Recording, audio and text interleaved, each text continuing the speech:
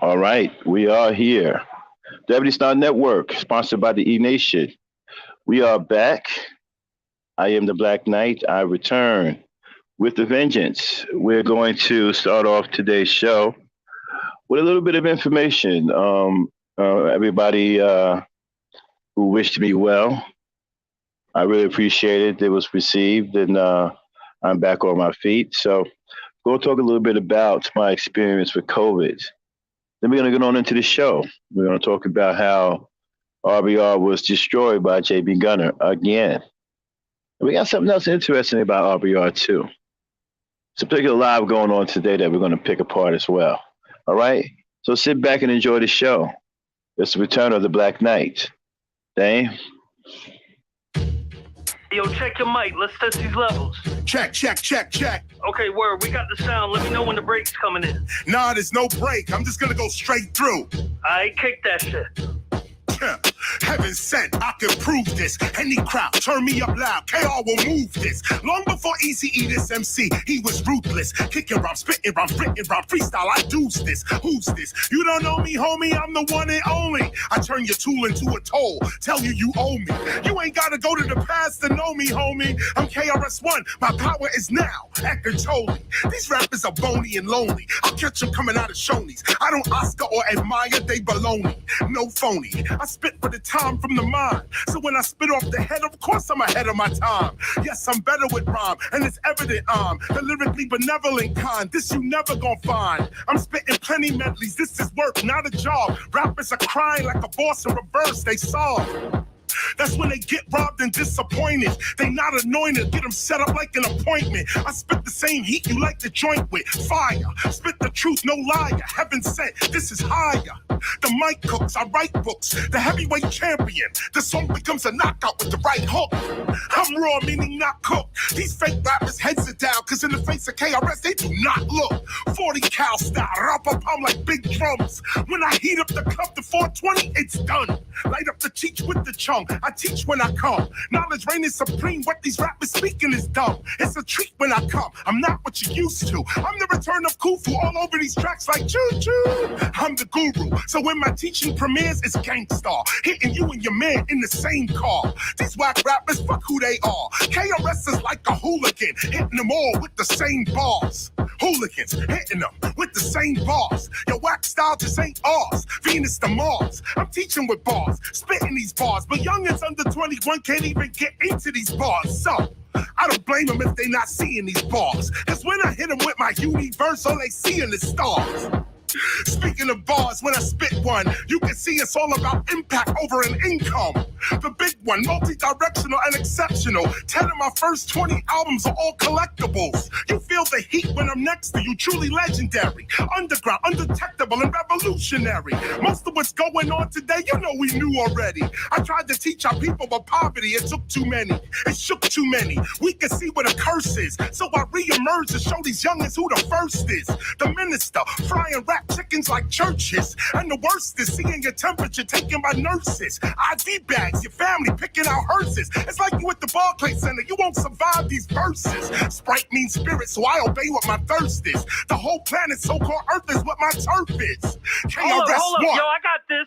Yo, this is about to be fire. Levels is on point. You sound good out here. Let's get this project started. All right. What's going on, everybody? That was the fiery KRS-One. I am here. I am the Black Knight. The dame is with me, my partner in crime, the Lady Knight.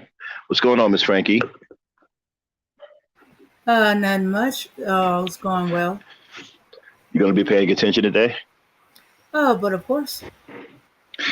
Well, you know, guys, for those who've been wondering where I've been dealing with COVID, and I have recovered from COVID. Plenty strong. I thank God for the strength that I had to endure COVID and ultimately beat it. But it was an experience. Okay, it's pretty bad, people. It's a lot of what people say it was, and then some. Now there were some things that I didn't experience Could be because of me, but I did not experience the loss of taste. I did not experience the loss of smell, but I did experience a loss of appetite. That I did experience, and with that came also a loss of weight because I wasn't eating. So let me share before we get into the show. Let me share my experience with COVID. Um, in the beginning, when I caught it a week or so ago, the very first day, it was really, really bad. It was really, really bad. I never forget that feeling, man. It was a very awful feeling. My head was hurting so bad that I couldn't even talk. And then the mucus was building up in my chest. It was hard to breathe. It was a struggle to breathe. It was agonizing. It was like fighting somebody who was constantly strangling you. It was crazy. I remember feeling like I was gonna die, and so that's true, right? People who reported that and said that they felt like they were gonna die, that was true. I experienced the same thing. It's real. It's real, and you got to be strong, man. You gotta. I beat it. I'm an older guy. I beat it. I was plenty strong to beat it. So if you catch it, don't panic. You can beat it. And if an old guy like me can beat it, you can beat it too. So don't get discouraged if you catch it. But it's no joke. Okay, it will put you down for a while. All right, it took all my strength from me. At one point, I couldn't even move. It was crazy. And then going through that experience and the people, because I caught it in a medical facility because I'm having major knee surgery on my right knee because I blew out my knee completely, and major knee surgery, and so I caught it in a medical facility, nonetheless, right? And so I got quarantined, and so that was an experience in itself. The quarantine, the way people treated you, um, the experience with people who had different attitudes, the people who didn't want to be around a person that had COVID. I mean, it was a lot of different experiences with people. I got the chance to see the true colors in some people. I mean, really see their core, their true core. Some people are only here on this planet for themselves. It is about them, and that is it. They don't give a damn about anyone else, whether you live or die. And they can be working in the medical industry. COVID uncovered some people working in the medical industry that don't give a good goddamn about the people who are suffering, about the people who are actually patients, about the people who are actually sick. Don't give a good goddamn. But yet they go under the guise of nurses, medical professionals. They could care less whether a person lives or dies. And so that was an experience. People were afraid. I got a chance to see real fear. People were very, very afraid to be around people who had COVID. It was something, man. Um, Hold on one second, y'all.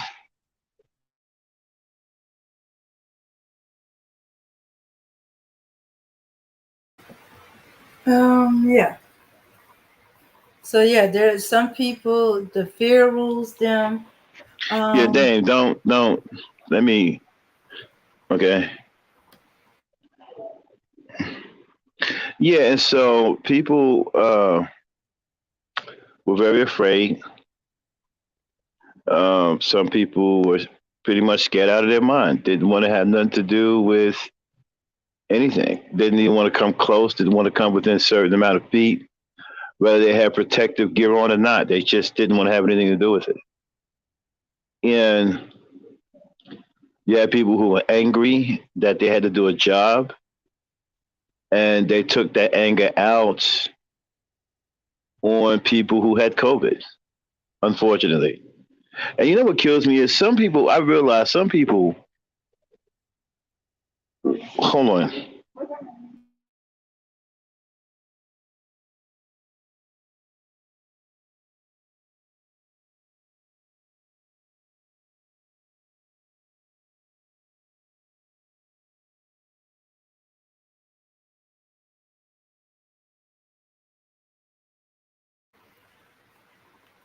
Hey Remy, hey Vet. Good to see y'all. See that y'all made it through. So yeah, you're getting it from somebody who experienced it. And even Yeah, hold on one second. I don't want you saying the wrong thing, okay? mm-hmm. Let me talk about it. I don't want you talking about it because I don't want you to give out certain information. Okay. Uh, like I was saying, y'all, right? I'm sorry for the background noise. But anyway, hold on. God, name entertaining people. Just don't talk about the color. I'll be right back.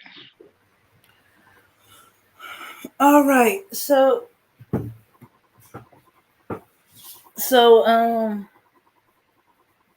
Okay, never mind. I'm back. All right, anyway, now there are some people who just want you to make an excuse for them to be a terrible human being. There are people out here who are terrible human beings, and they want you to make excuses for them to be terrible human beings. Seriously, I experienced that too. There are some awful human beings running around here masquerading as good people, and when they get exposed, they want you to give them an excuse to continue to be an awful person. So COVID has really put things into perspective when it comes down to dealing with people and how some people are. And I found out that there are some people, right, who thinks that it is an advantage to bully people who cannot defend themselves. They think that it is okay. I watch people flex on people who were weaker in a weakened state, people who were sick, people who were injured. I watched people go full tilt on people who could not protect themselves nor defend themselves. Full tilt, as if they were on even ground. And the challenge was a fair challenge. Yes, we have some awful human beings walking around here. Horrible human beings who see an advantage from the disadvantage. So if you are ailing, if you are sick, if you are hurting or whatever, there are people out there that see you as an advantage. And they mean to make something off of you. I've seen people running around here talk crazy shit about what they were going to do to people who were already sick, who were already hurt, who already couldn't defend themselves. Talk mad cash.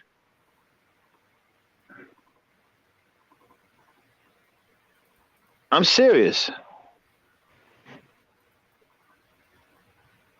Bullying people. Now, they do that to who they think they can get away with.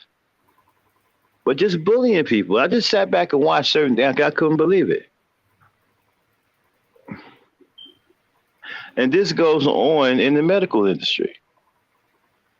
From people who are supposed to be professionals, bullying people who cannot protect themselves. And some people are so messed up inside that they will grasp onto anything to try to validate themselves, even if it means bullying a 97-year-old person who can no longer do anything for himself. Even if it means bullying that 97-year-old man who cannot do anything for himself, that bullying will validate them.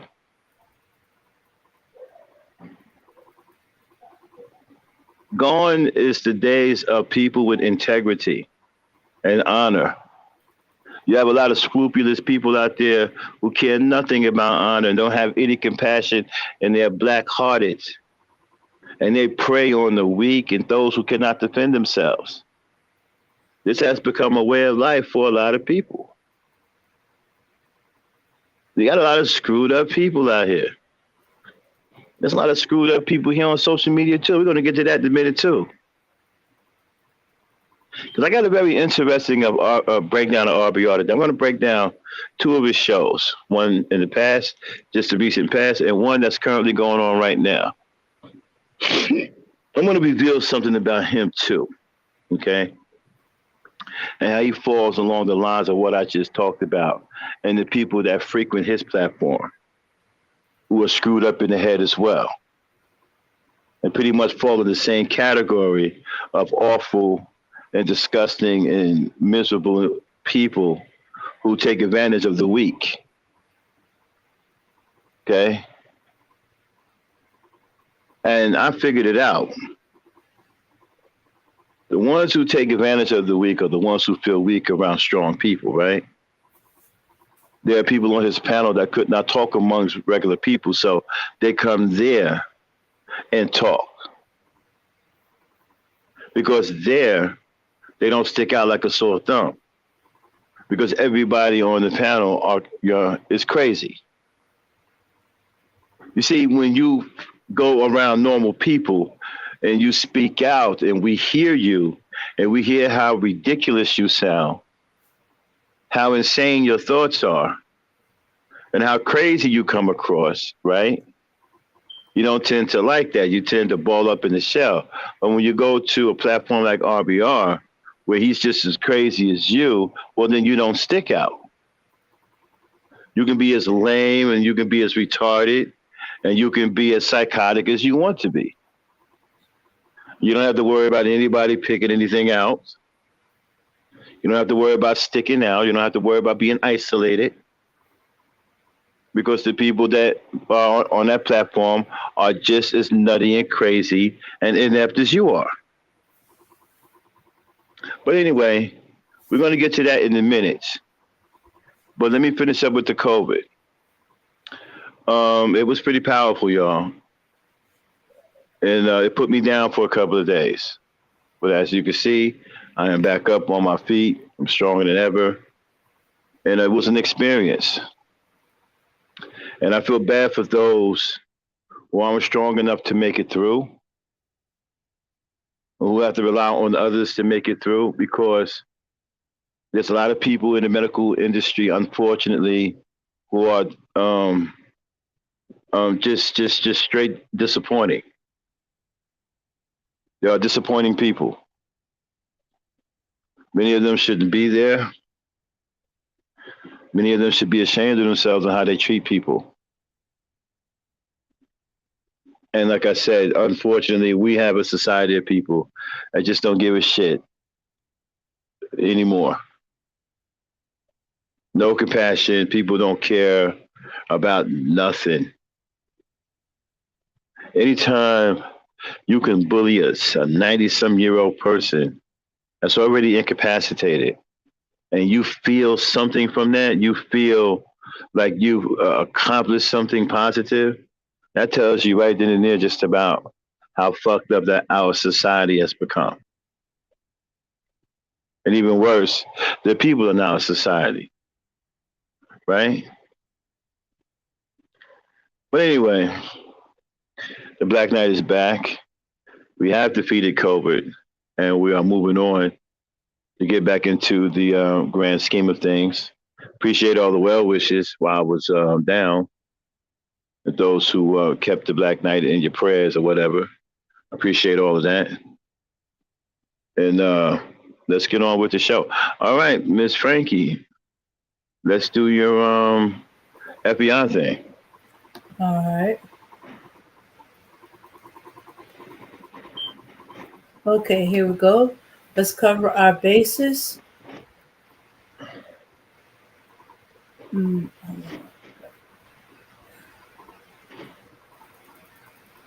okay, okay. All right. This channel may contain content not authorized for use by its owner. However, according to Section 107 of the Copyright Act of the United States, the fair use of copyrighted work for purposes such as criticism, definitely, comments, assuredly, news reporting, only for those who don't know, teaching. We're going to learn something new today. Scholarship or research is not an infringement of copyright. All right, now, okay, then get everything queued up. Now, this guy RBR, I've been telling you guys that he's a sellout. He's pro-white, okay? And one of his biggest supporters was J.B. Gunner, white guy who was a racist. And one of the reasons why J.B. Gunner liked going to RBR was because RBR would allow J.B. Gunner to call black people niggers with the hard R. Well, J.B. Gunner has returned to the RBR network, okay?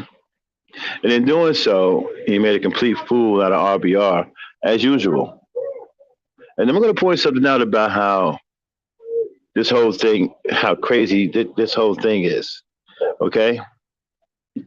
All right, y'all, so we're going to pick up when JB comes up on the panel. All right, then, let it rip.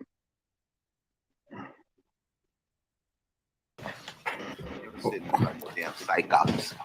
What's going on? He's back home and shit. Welcome home. Hey, stop. Welcome home. Welcome home. Think about that for a second. He's welcoming this white man home on his panel. You know why? Because for the longest time, that was J.B. Gunner's home, who would sit up on RBR's panel and repeatedly disrespect black people. And RBR would protect him. And he would feed RBR. He took care of RBR. He took care of RBR's wife. And so RBR would lick his boots. And so J.B. Gunner was allowed to disrespect black people coming and going. And he had RBR to protect him. And then RBR would turn around and attack black people. I mean, J.B. Gunner had it to the point where he could make RBR kick anybody black off the panel he wanted. Oh, yeah. This is all true. Let's play it. Welcome home. Feel like he was in prison and shit. Nah, I haven't watched you in almost a year, man. But it's good. It's good to see you still talking about the same shit. How you doing, brother? All right. What happened to the game? The set. Nah, man, I got him in the gaming room, man. I got my office is a little bigger right now, so you know how it goes. So yeah, I did some moving around. You all right? You been all right? Yeah, I'm good. That's what's up. How's your health, though? Fair use. Are you good? Since the last time we talked, I dropped from like 317 to 230, bro. So I've been doing really well, actually. Yeah. I've been doing really well. Went through some crazy shit, right? With the crazy bitches, right? So had a little bit of a shakeup. But you know how it goes. Was there any jail time behind this shit? No, there was not this time. But I wanted there to be. I wanted there to be. You know what I'm saying? You all right? Yeah, no, it's good, man. How's your health, man? I know last time I talked to you, you was going through some shit too. How you doing? Yeah, I'm doing good. I still have to do another treatment of radiation therapy. Now stop. Pain in my shoulder. Now, mind you, right, this is a happy reunion, right? RBR happy that his master has come back. Now, this is the same guy that porn bombed him. JB Gunner porn bombed RBR and tried to get him knocked off the air, right? And so RBR turned around and blamed somebody black for what JB Gunner did. Is that interesting? He turned around and blamed somebody black for what the white boy did. So now he's sitting up here. He's very comfortable with his master returning. Because he knows that this white man took care of him and took care of his wife. See, to me, you're not much of a man when another man has to take care of you and your wife. See, when you allow that to happen, you've already packed it in as far as manhood is concerned.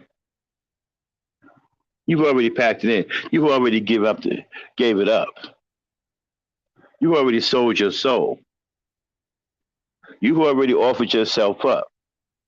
Another man's taking care of you and your wife. JB Gunner took care of him and his wife. RBR cannot take care of his wife. He can't take care of himself. This is why he panders on YouTube every single day, talking crazy about some $90 billion that's never going to happen. You fools actually believe that Google is going to let anybody sue them for $90 billion. You're just as nutty as this dude. You're not suing anybody for $90 billion. It's not going to happen. All right? And so let's continue. This is getting very interesting. Play it. Probably stuff around my neck to my left arm. What's up, Joe? That should be good. Yeah. Now, how's the economy treating you out there in California? You know it's been rough. No, I like it. Well, see, the thing about it. What do you mean you like it? What do you mean you like it? Come on, dog. Yeah, well, we like the $7.3 trillion. But yeah, I like the stimulus money, and you like the $8 gas and shit. You like the $8 gas and shit. I'd rather have the $8 gas than have $2 gas and be locked down and can't go nowhere. Well, we first of all, you understand I live on the East Coast. We have never been locked down, and we've never had to wear a mask. We've never done any of that, and we don't have $8 gas. Well, that's why 1 million of you motherfuckers died. The more people that died where you're at than where I'm at.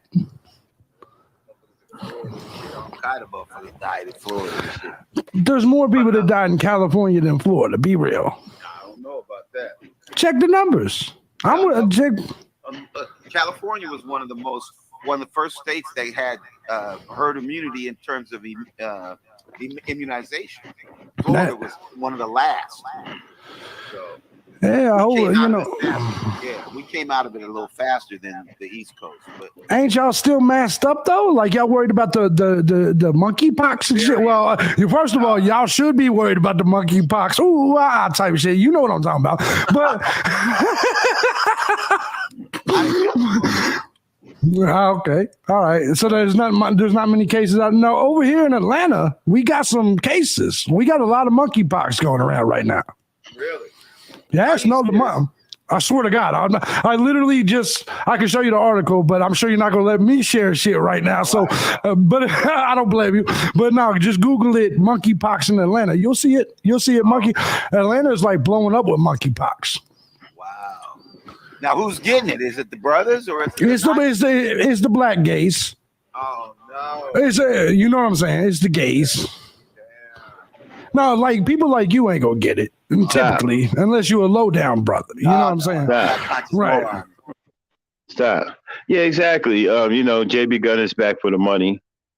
RBR brought him back for the money, and he's gonna let JB Gunner continue to do what he did before, which is disrespect black people.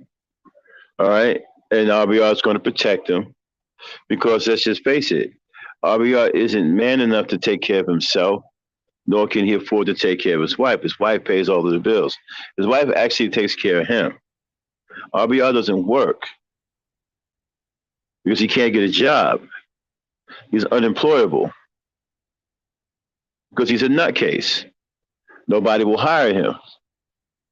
So this is why he sits here day in and day out and feeds you a pipe dream about some $90 billion, which is never going to happen. And people believe it. I don't know who's crazier, him or the people who actually believe that shit's going to happen. Okay? And so, yeah, he needed JB Gunner. He reached out, licked JB Gunner's boots because he needs somebody to take care of him and his wife. The little bit of cash apps that he's been getting, it's not cutting it. And his wife is probably upset, jumping on him about making this money. This is why he do 10-hour live streams. For he might get $25 in cash apps. 10 hours. 10 hours. This dude do a 10-hour live stream and then brag about how many people watched him that he made no money off of. Made no money off of it. Yeah, man, we got 800-900 people watching, but you didn't make a dime off of those 800 or 900 people watching you. Not one dime, because why? Your channel has been considered hate speech, so you are not monetized. So your channel makes 0 cents and $0. So those 800-900 people watching you mean absolutely nothing. You're just going through the motions at that point. You're not making one nickel. Or for those 800 or 900 people. This is why you're lying about ads. Talking about they're showing ads and they owe you money. They don't owe you shit. Don't owe you a damn dime, and your channel makes 0 cents, $0. You make no money.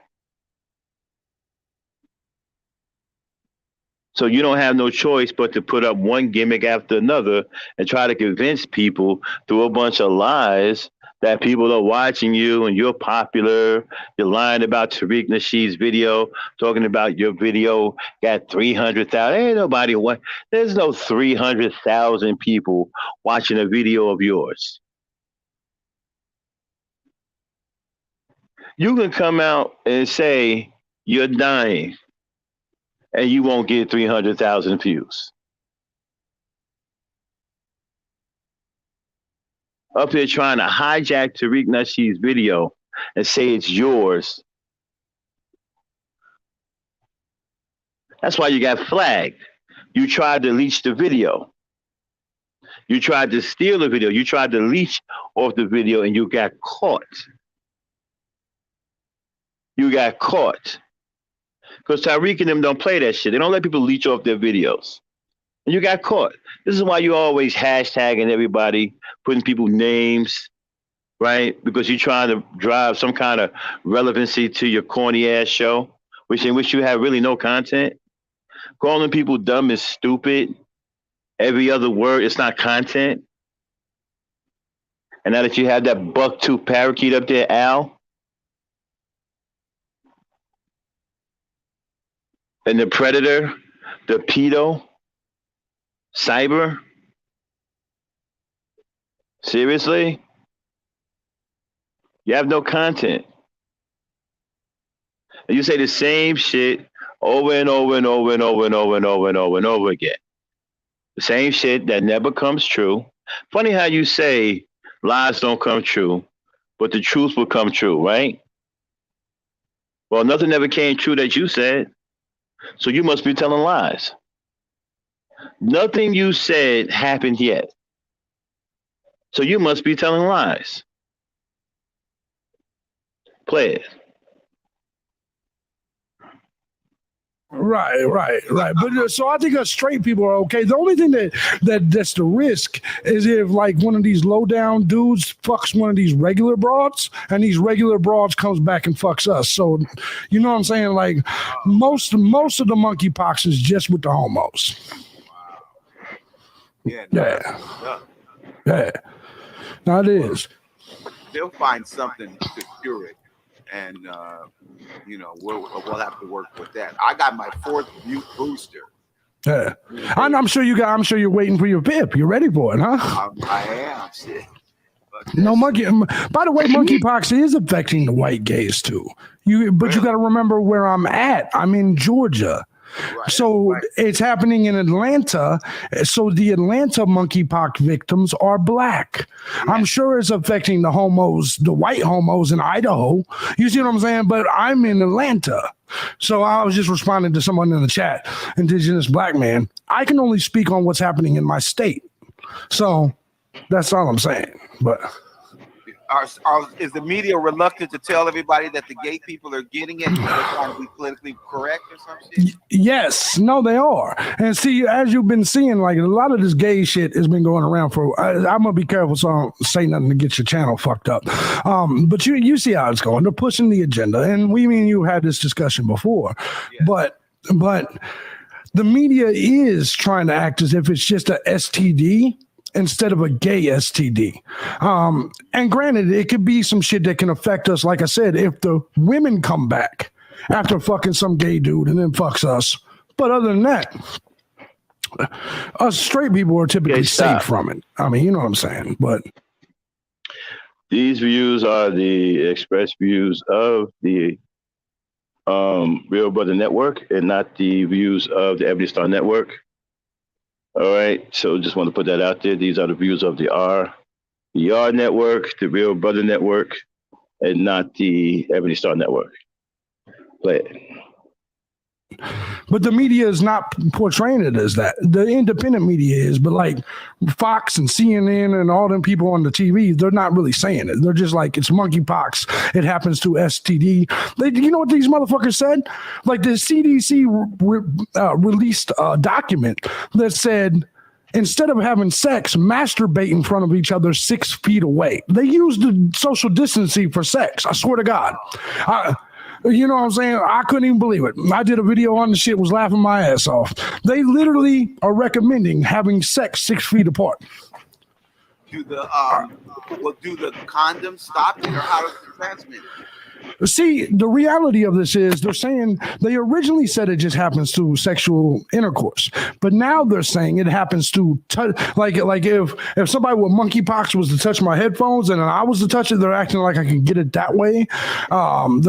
So essentially, they've also said it could happen through droplets, like spit droplets, through just like with COVID. So you see what I'm saying? So like, I don't know what to say other than the fact that the CDC is always changing their story with shit like this. Right. So I don't know who to believe, what to believe. So I'm trying not to fuck anybody, if that makes sense, because you never know who the fuck's doing some bullshit, right? Right. So Not the right time for that. no. The CDC is the lesbians. You know, Atlanta. The lesbians probably run the CDC. Right. So they're the ones that are in control. They're gonna make themselves look good and fuck us up. Hey. Now the minute this shit happened, I deleted my Tinder and all that shit. Now, I said nope. Yeah, I said that's gonna get interesting, right? Because a young lady gonna come up on the panel. Her name is Kai. Now she's a mixed up young lady, okay? And she, like I said before, she's one of those people that cannot speak around level-headed people. So this is why she chooses a platform like RBR's, because she doesn't stick out like a sore thumb. You see, when you're around level-headed people who can exercise critical thinking and stuff like that, you speak, right? We get to hear exactly how you sound. And some people are very mindful that they sound crazy and they don't want that exposed about themselves. So they seek out platforms to where they won't stick out like a sore thumb. So this is why she's very comfortable on RBR's platform, all right? Because her thoughts are less than stable. But she can come on RBR's platform and be just as mentally unstable as she wants to be, because he's mentally unstable. And many of the people that are on his panel also have mental issues. And so she's not going to be isolated on his panel. That's why a lot of people are very comfortable on his panel, because of the mental unstableness, and they won't be exposed for how they really think and how unstable their mind is. That's why his platform is very attractive to a lot of people. Play it. Yeah, I said I ain't dealing with nobody, right? So I'm just kind of chilling, doing my thing, bro. Hold up, Queen Maya's on the line. You want to take the call? Go ahead. No, I was about to say, no, I'm not. No, as in no. Oh, you mean that call? Hell no. Hell no. If you would have asked me 3 months ago, I would have fucked the shit out of her. But today, absolutely not. I wasn't scared of COVID, but I'm scared of monkeypox. Yeah, anything to do with monkeys is a little triggering to me, so I stay away from that shit.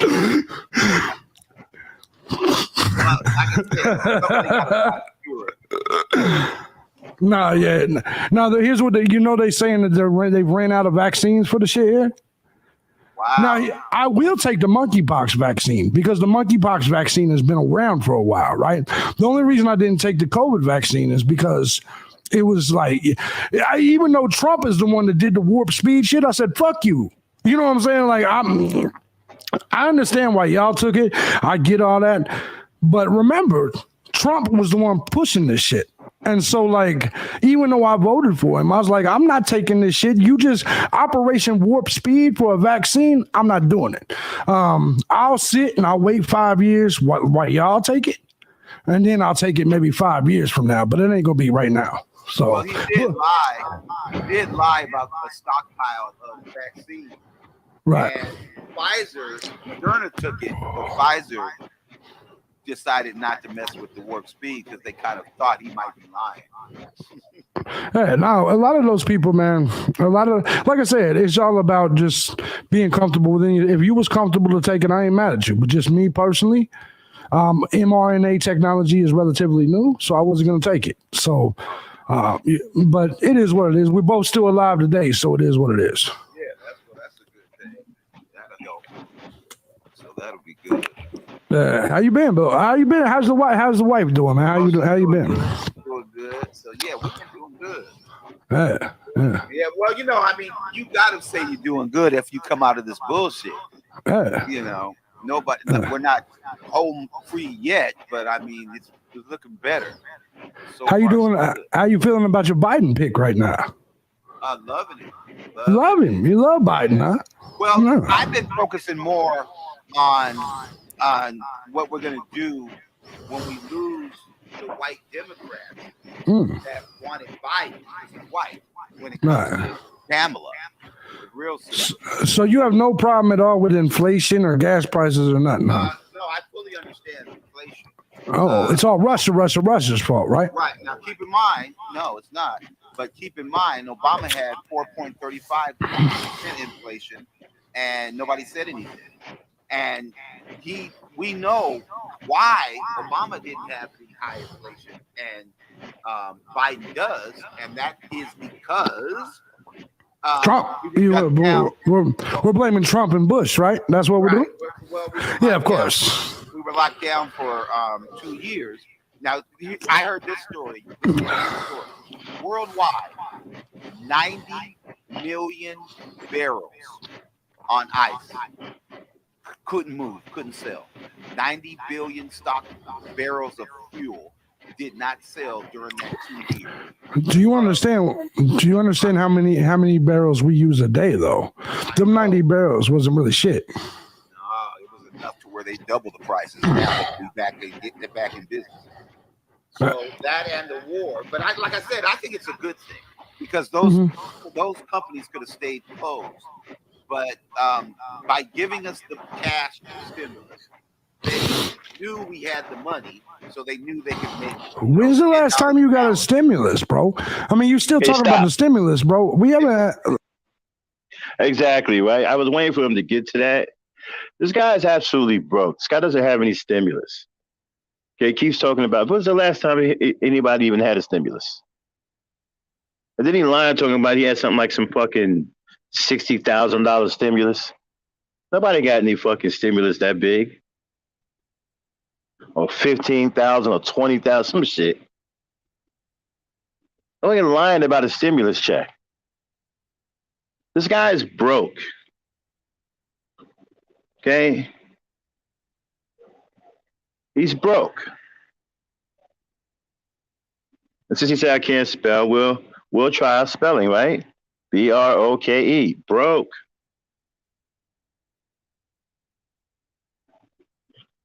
As in has no money. As in sticking hands in pockets and pulling out lint. As in opening up a wallet and there's nothing in there? As in $0 in the bank account? As in receiving no check at the end of the week? Broke. Talking about some damn stimulus. This guy's full of shit. Doesn't have any goddamn stimulus, Jack. His stimulus are cash apps. It's like Magnum, CYR. Dang, take over real quick. All right. Yeah, I was wondering about that, the stimulus. But I was like, I don't think anybody's getting any stimulus anymore. Yeah, and Shooks, when he was talking about how Florida didn't have as many people die from COVID as California, well, dang it, California is a huge state compared to Florida. Of course, it's not going to be. There's going to be more in California COVID-related deaths. 23 vaccination and 23 unvaccinated catch the roll. We all in the same boat. Okay, well, yeah, I don't think COVID is going to be cured. I think it's going to be like the flu. You can only get vaccinated for it to mitigate the symptoms and less chance of dying from it. So, I think a COVID is going to be along the lines of the flu. And like the flu, there's all variations of it.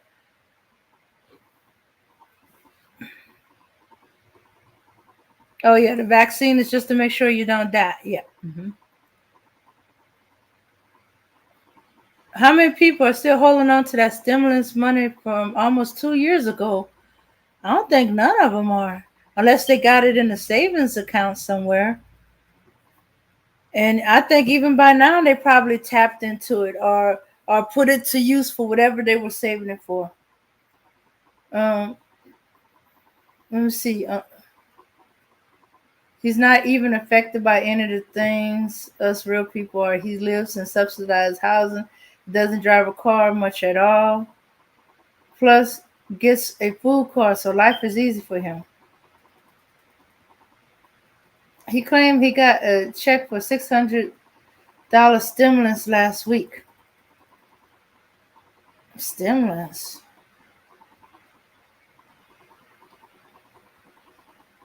Oh, it comes in a pill form now? Okay, which companies developed the pill form? Oh, yeah. And shoots, I got my stimulus late. I had to get mine with my income tax return. So, yep, it's gone.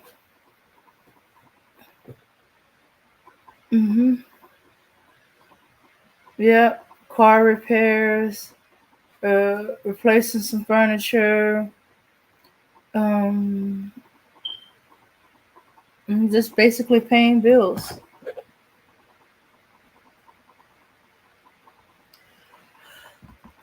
Yeah. So his talk about stimulus.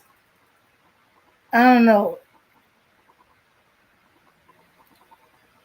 Might have been some programs that they applied for.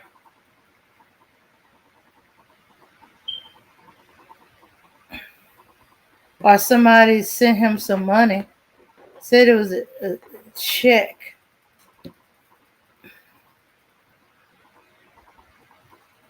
Unless there was some kind of delay and he didn't receive one of his stimulus. That's the only way I could see he get one now.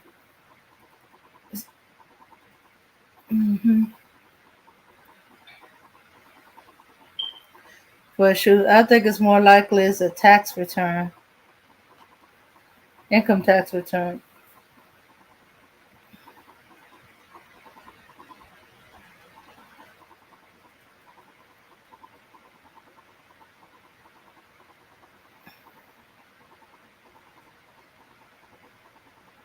I don't know which one comes out with it.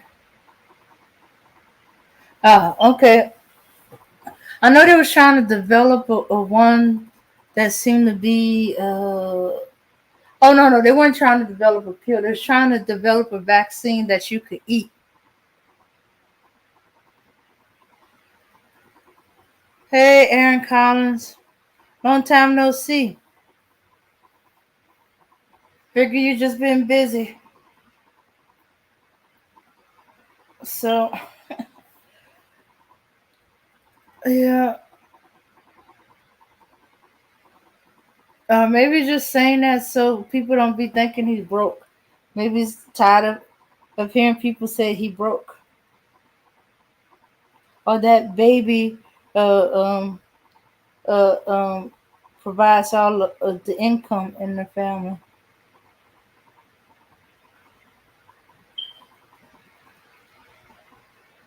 So for all we know, that could have been baby's income tax return check.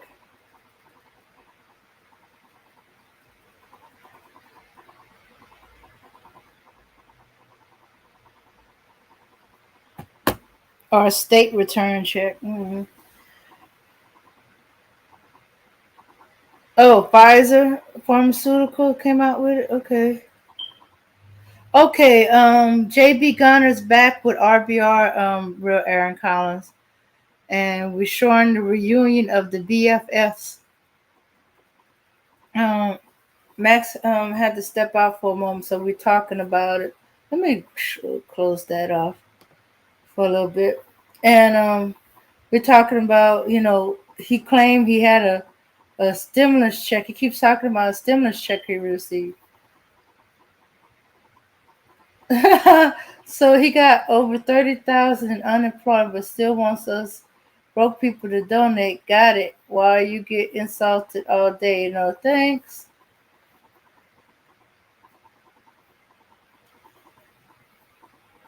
Unemployment check? Okay. I thought that's supposed to stop after a while. I guess depending on how much you um and which company you work for. But shoot, I thought he would have went through it by now. And with cancer medication, yeah, you gonna burn through that.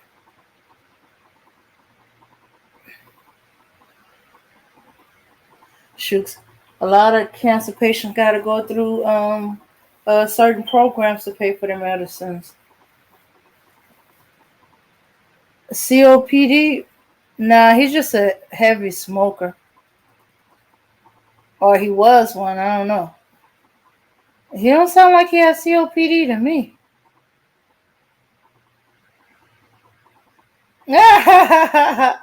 So RBR and JB gonna rekindle their bromance, huh? Yeah, by talking about monkeypox. And JB Gunner fear of monkeypox.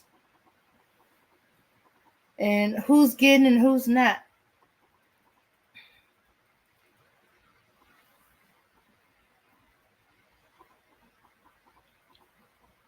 Yeah, I know when I first heard about it, I thought it was a National Enquirer type thing.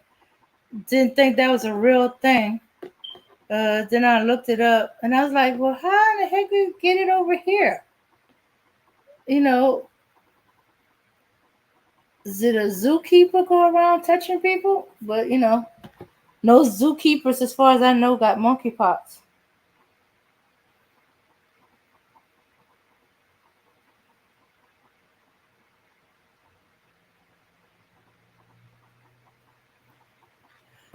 So, I feel sorry for, as I said earlier, I feel sorry for Cyber and Al. Now that RBR got his BFF back, they're gonna be out in the cold.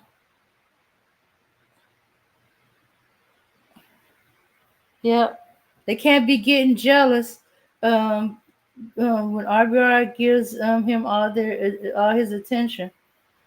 They're gonna make a mistake and try to make him choose, and then they're gonna get their feelings hurt. Then they're gonna be crying over on our shoulder.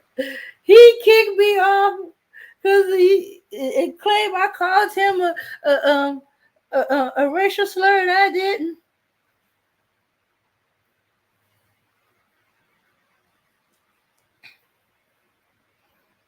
Then again, Cyber has been working on his computer. That might be kind of iffy choice. My computer might get shut down since he had let Cyber have access, remote access to his computer. You don't know if Cyber is completely out of his computer.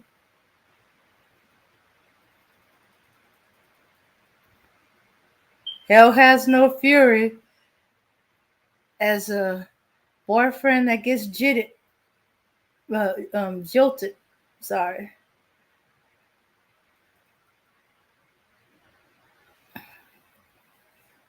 Yeah, so that's gonna be interesting now that his boyfriend is back and he's gonna be in trouble.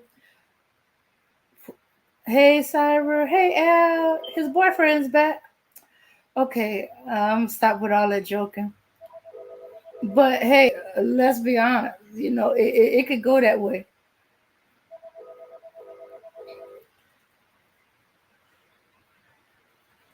Or they're gonna be like, "Oh no, we're just friends."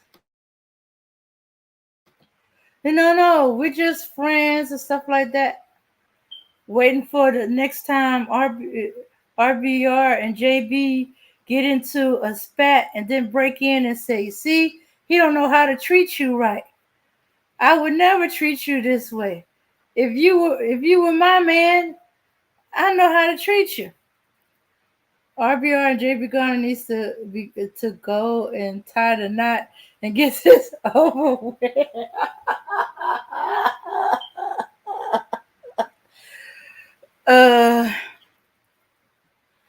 I guess RBR would be in a polygamous relationship because he'll still be married to Baby.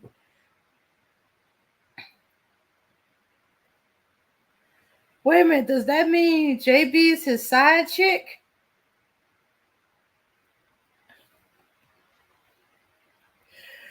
Oh, oh, wait a minute, no, JB is a male, so his side dude? All right.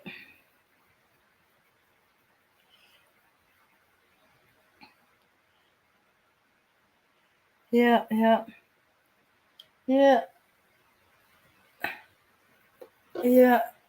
Watching RBR and JB Gunn is like watching a happy puppy that's glad his master's home. Yay! Tail wagging, jiggling, wiggling all over the place. Only thing he ain't doing is licking his face and kissy kissy.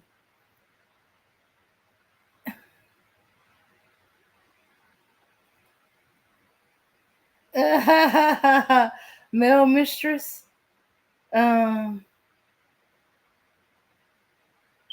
maybe it's RBR the male mistress since JB Gunner is giving him money. Oh well.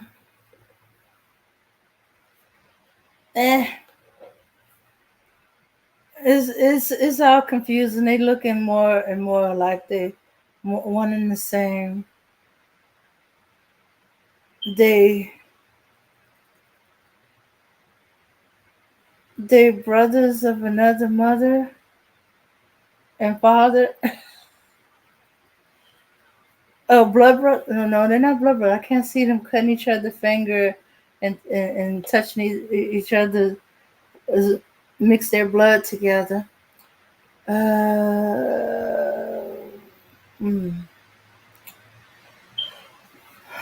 Okay, this is gonna be interesting.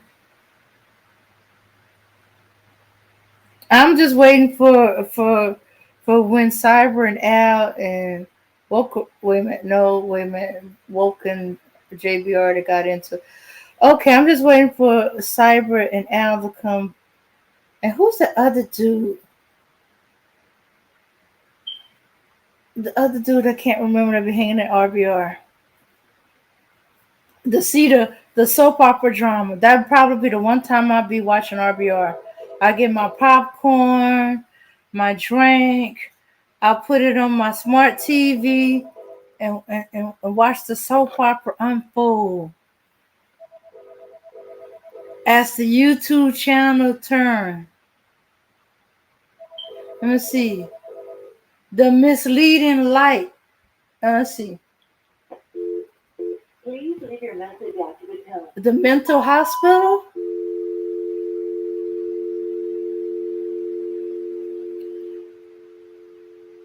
Oh, okay. Cyber Supreme. He's a new favorite troll on RBR. Yeah, he broke up the relationship between Queen Ma'at and RBR. He RBR sided with Cyber over Queen Ma'at, and he listened to Cyber about supposedly she threatened his family, accused her of that. So she was real upset and hurt by it. But he chose Cyber. Al is their other sidekick. I don't know too much about Al.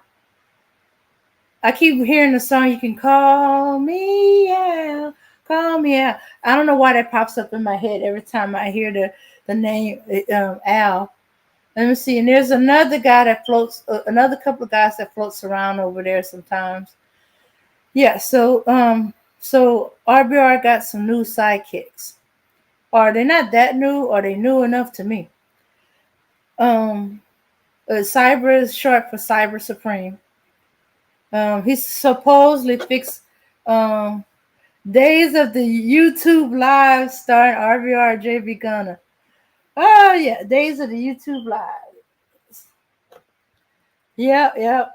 That's what I'm gonna do. I'm just waiting for it to start. I'm trying to see if I can catch the beginning of the soap opera. Soap operas has a build up, and then it comes to a head over the weekend to leave you in suspense over the weekend until Monday. So I'm hoping to catch the first thing. They all meet up, and then as they bump heads, and as JB Gunner do the usual thing and call Cyber Al the N word with the hard ER. And then they're gonna get mad at RBR for not. You gonna let him call me that? We've seen it before, but this is gonna be interesting to me because it's Cyber. I don't know. I think it's more coming ahead with Cyber. I think Al knows he's not that close to RBR. King Cooper. Hello, King Cooper. Oh, is it Kampala? King Kapala? King of Kapala? Okay.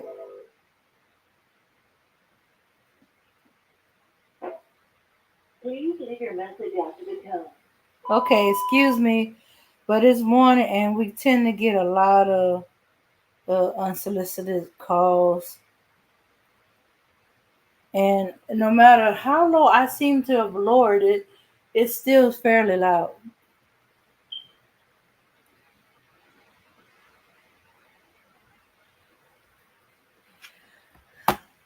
Yeah, so it's gonna be interesting drama, or it might not pan out at all. Nothing might happen for days. I don't think I can watch that long. That's why I can never really get into soap operas that much, because I don't usually have time to watch it if it lingers, if the drama lingers over the month. I like the week build up. Something dramatic happened, and then suspense. Oh, as Cyber plots to get rid of JB Gunner and bring Okay, sorry about that, y'all. I'm back. Hey, All right. We was going over the soap opera of what happened when JB Gunner, Cyber, and Al, and whoever else hangs around RBR. Well, yeah, well, Al is a buck-tooth parakeet, who is a racist. He doesn't like black people. Probably, he's a mixed race, Hawaiian, and he is into the stereotypes about black people. Probably never been bothered by a black person in his life, but because he wants to identify with the dominant society, he hates black people. That's why, you see, understand something, right? These white trolls and these racists, they love to hang around RBR because RBR is a sellout. He's a sellout. That's why they find his platform appealing. Al wouldn't be up there if RBR was pro-black. Al wouldn't be on his platform. Neither would JB Gunner. If RBR was really for black people, JB Gunner would not be on his platform. Al would not be on his platform. The German dude would have never been on his platform. They're only on his platform because they know he is anti-black, which fits their agenda. They're also anti-black. JB Gunner has thanked RBR for helping out white people and going against black people.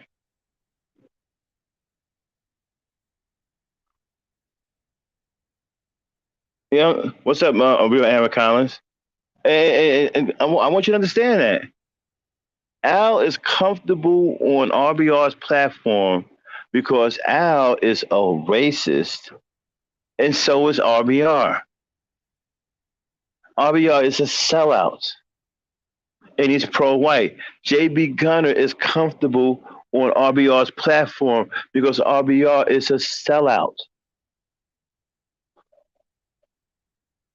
Okay, Dane, play it.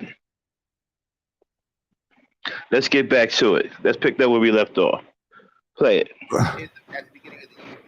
Y'all got a stimulus at the beginning of the year? Where the fuck was I at? Oh, I don't know, but I got a check 2 weeks ago. Hey, stop. What the fuck? Now he's lying, talking about he got a check 2 weeks ago. Ain't nobody getting any more stimuluses. Where the hell did he get a check two weeks ago for a stimulus? From who? From who? Crazy Joe? Smoking Joe Frazier? Who sent him a stimulus check?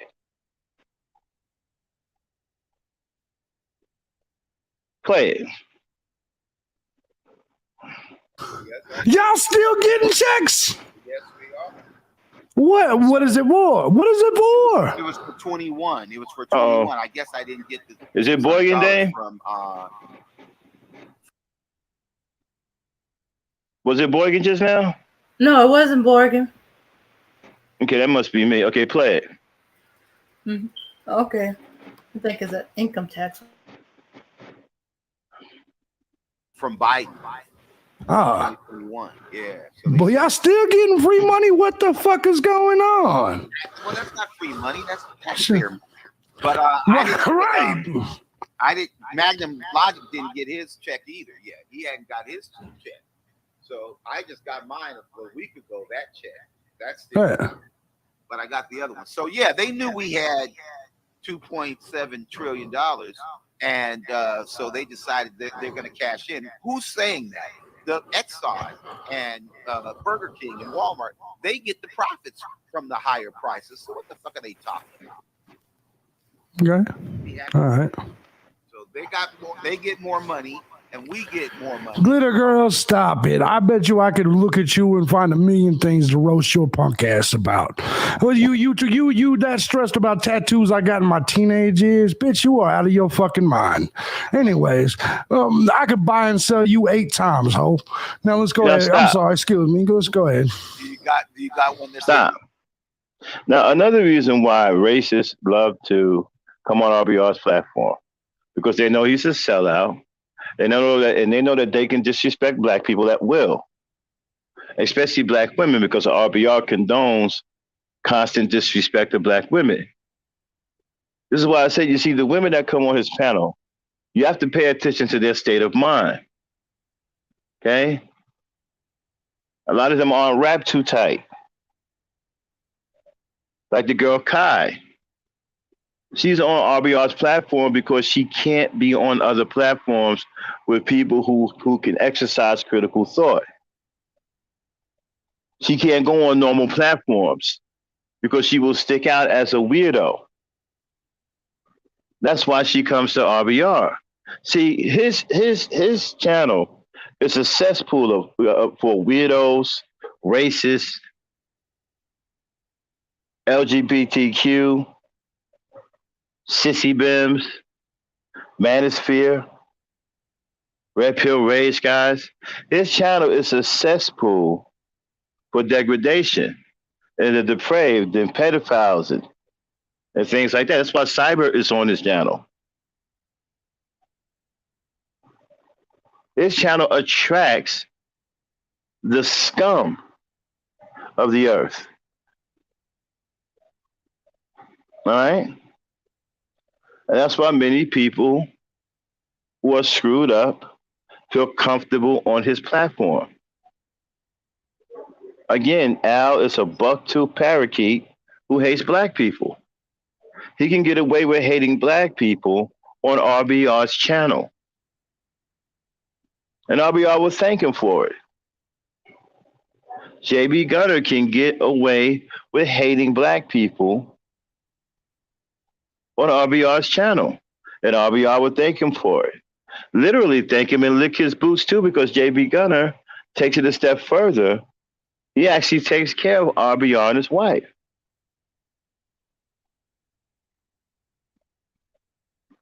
Right? Thanksgiving, RBR had no money. JB Gunner came through, put a turkey on the table. So RBR could feel like a man and carve the turkey up. I mean, did the whole, you can tell when a dude's a sellout, right? Because he had Thanksgiving dinner with all of the white traditional trimmings, right? He had the turkey, he had the cranberry sauce, he had all of the Davy Crockett shit.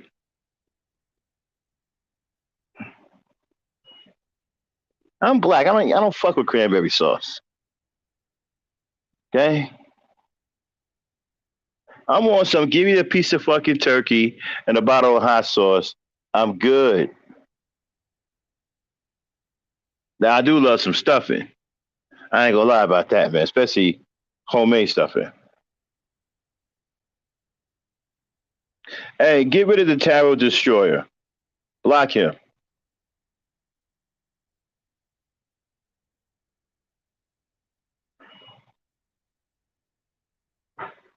Get rid of that tarot person. Dame.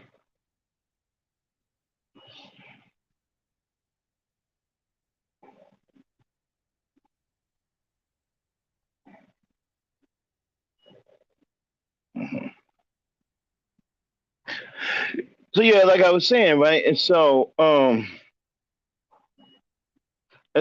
you have to understand the quality of people that go on this network. This is why you have people like Al on his platform, because Al is comfortable with disrespecting black people. Al hates black people. All right, y'all, play it. Play it, Dan. This fuck you, bitch. No, but I'm gonna get one just with that bitch. Anyways, like, she out of her fucking mind.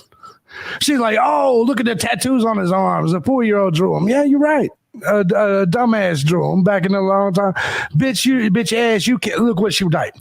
Bitch ass, you can't roast. No, because I don't care about roasting.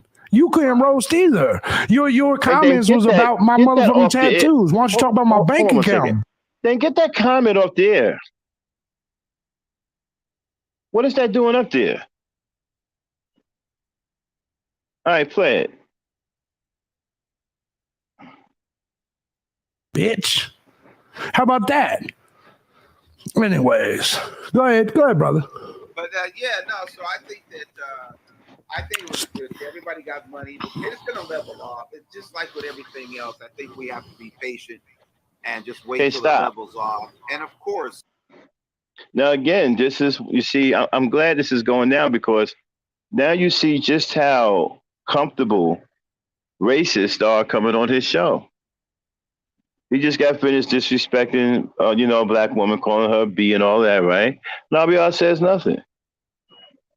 Goes right along with the show. He don't give a shit about black women either. That's why it's treacherous for a black woman to support this type of dude.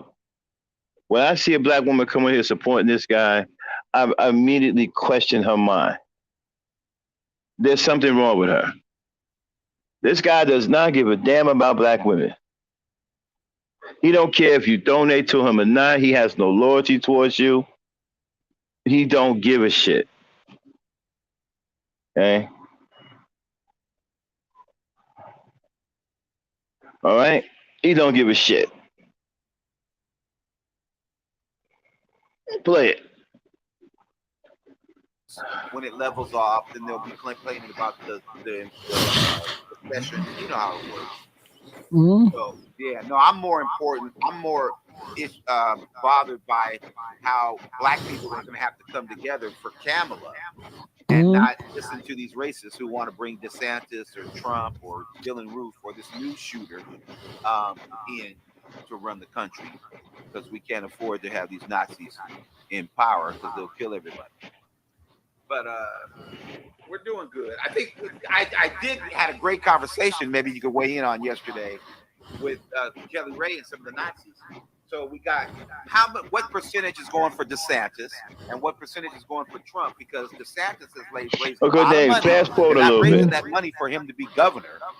No. Go to where you see Kai come up. I'm voting DeSantis if he runs. So there's a lot of people. Go to where you see Kai come up. She has like a Black Panther type. She's still up there. There you go. Stop. Go back. All right, go ahead. Right there.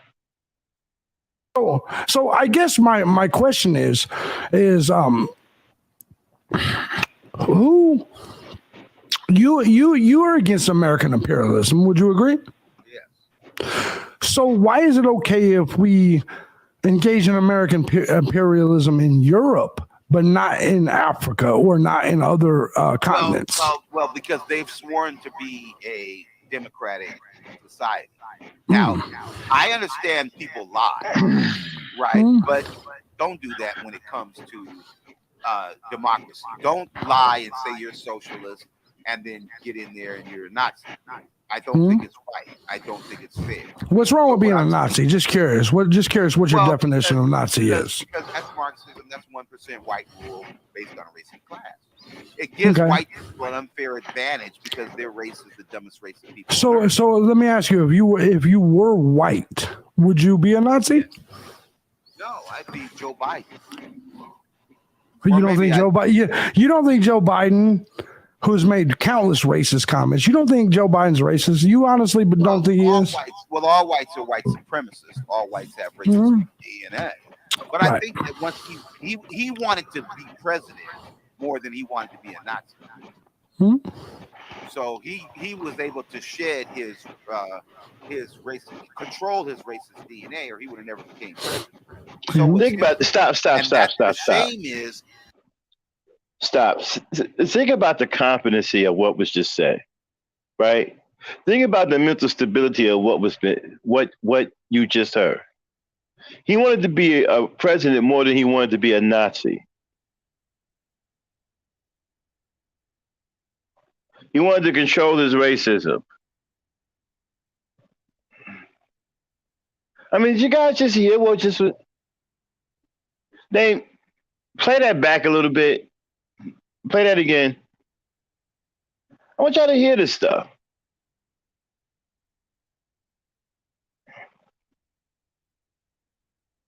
Well, not in other continents. Well, because they've sworn to be a democratic society. Now, I understand people lie, right? But don't do that when it comes to democracy. Don't lie and say you're socialist and then get in there and you're a Nazi. I don't think it's right. I don't think it's fair. What's wrong with being a Nazi? Just curious. What your definition of Nazi is? Because that's Marxism. That's 1% white rule based on a race and class. It gives white people an unfair advantage because their race is the dumbest race of people. So let me ask you: if you were white, would you be a Nazi? No, I'd be Joe Biden. You don't think Joe Biden? You don't think Joe Biden, who's made countless racist comments, you don't think Joe Biden's racist? You honestly, but don't think he is? All whites are white supremacists. All whites have racist DNA. But I think that once he wanted to be president more than he wanted to be a Nazi. So he was able to shed his racist, control his racist DNA, or he would have never. Okay, stop. Stop. Yeah. He wanted to be president more than he wanted to be a Nazi. So he was able to shed or control his racist DNA. What?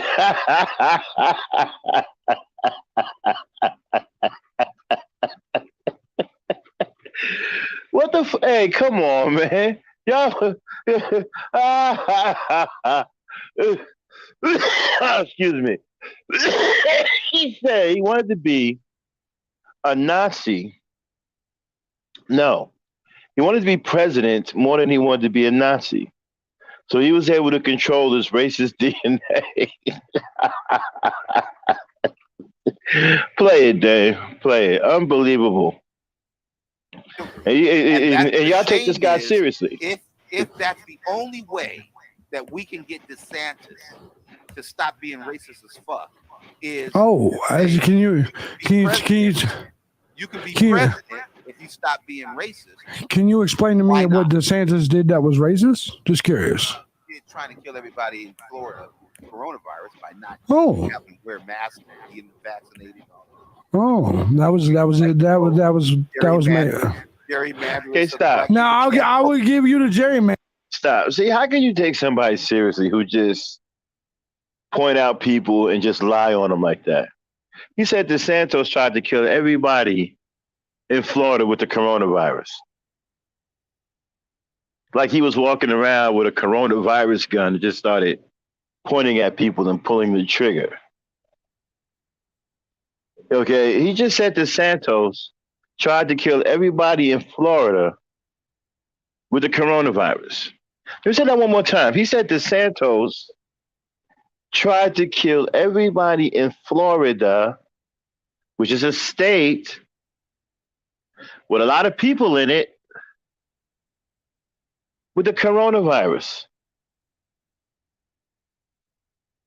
This is what you're listening to. These are the things you don't pay attention to. He said DeSantis is trying to kill everybody in the whole state of Florida with the coronavirus.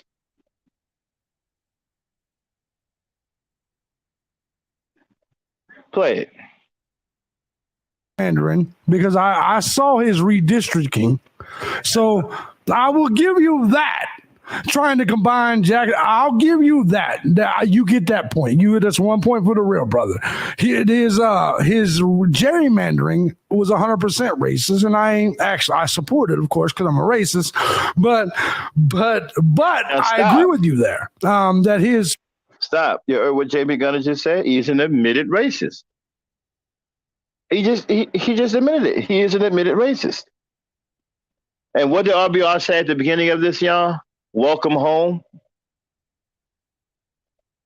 Welcome home. Unreal. You can't make this stuff up. This man just admitted to being a racist, and RBR welcomed him home on his platform. Welcome home, JB Gunner. You are now home on the RBR network. You get to continue your racism against black people. Play it. Trying to combine all of Jacksonville into one district. He's trying to combine all of Tampa into one district.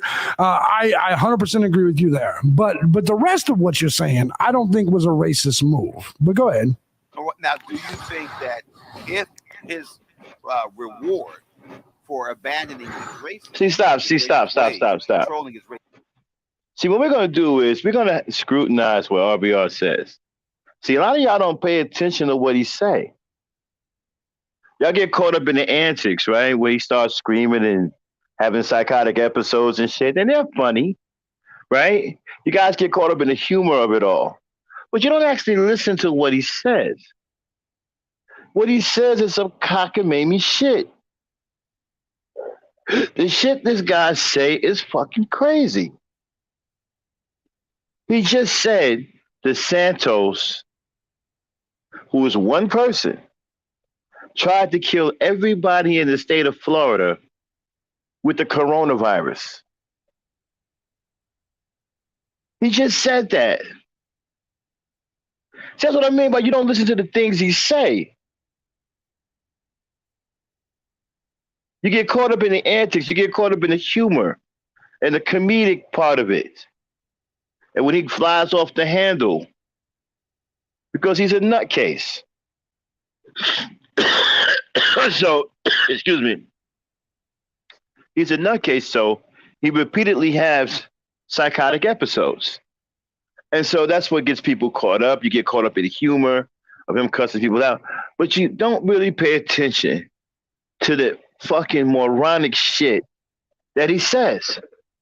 And he has the nerve to tell you that he's 10 years ahead of you and how smart he really is. See, he would tell you, he would say shit like DeSantis is trying to kill everybody in Florida with the coronavirus and then turn around and tell you that he's 10 years ahead of you and that you're jealous of his education. After saying some cockamamie shit like that. Play it. Is the presidency, do you think he would do it? No, I don't think. I think any of us would. No. I think any of us would fool you, just like Biden did. I think we would act like, for instance, if they came to me and said, "JB Gunner, you could become president. You just got to stop saying monkey and nigger."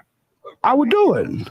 So you don't think they did that with Biden, or you don't think Biden's political campaign people said, "Look, man, you got to stop calling like remember how he was in the when it comes to the drug laws and this and that." Biden was pretty racist.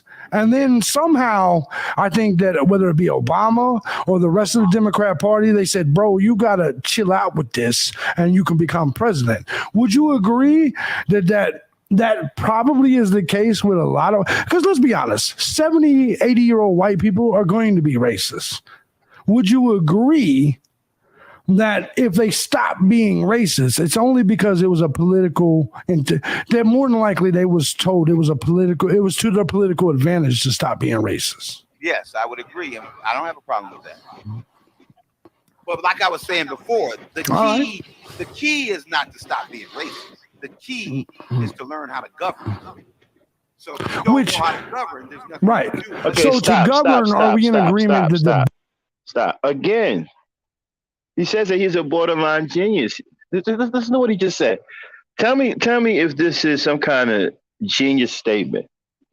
Tell me if this is something a genius would say. He said the key is to not stop being racist.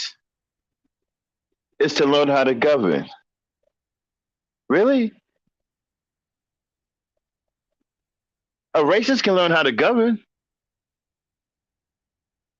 So you're saying that the key isn't to stop being racist, it's to learn how to govern. So you're okay with the guy being racist as long as he learns how to govern. JB Gunner can learn how to govern. He's a racist. Would you rather, but you said you didn't want to put these people in charge of our government. So which one is it? You just said that the key isn't to stop being racist, right? Because you're saying that the racists, they want to kill everybody black. That's what you say all the time. J.B. Gunner just admitted that he is a racist. So he wants to kill everybody black. And now you're saying you don't care about him being racist because that's not the key. The key isn't to stop being racist. The key is to learn how to govern. So at this point, you're taking governorship even over racism. So if that's the case, then you need to stop saying we need to stop putting them. No, then you need to stop saying that we shouldn't put them in charge of our government. You've just gotten rid of that by saying that the key isn't to stop being racist. The key is to learn how to govern, right? So as long as J.B. Gunner learns how to govern, he's good. And he can use his racism to his heart's content because now he knows how to govern, right? And if that's the case, then you can no longer say we shouldn't put them in charge of our governments because you've just allowed that to happen by saying that the key isn't to stop being racist. The key is to learn how to govern. Now, what kind of genius shit is that? What kind of genius shit is that, Mr. Poindexter?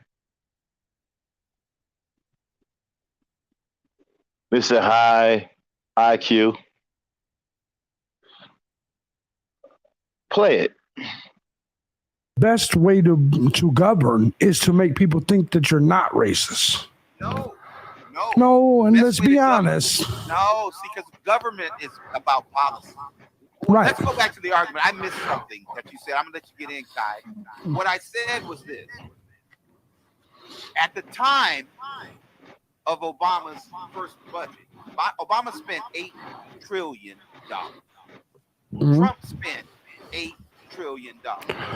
Trump spent way too much. Bush spent, I'm going to make my point, Bush spent $15 trillion. Obama approved of the bailout, TARP and the banks and the GM and all that bullshit. He approved the $5 trillion that Bush had spent. So Bush basically spent $3 trillion. All right, other than what Obama did. All right, now let me say this. Mm-hmm. I didn't have a problem with Obama spending $8 trillion. What I loved about it is black people making under $75,000 a year got 7.3 trillion of that. The banks and shit got that 4.2 trillion. Okay, stop. They were happy. Million. Right. Stop. Any of y'all making under $75,000 a year who happen to be black, did y'all get any of what he's talking about? Y'all get any of that money? I'm just asking because I don't know. I make more than that, so I'm just asking for those who make under 75,000. Did y'all get any of that money? Because I don't recall any of this. This guy seems to have numbers that nobody else knows about.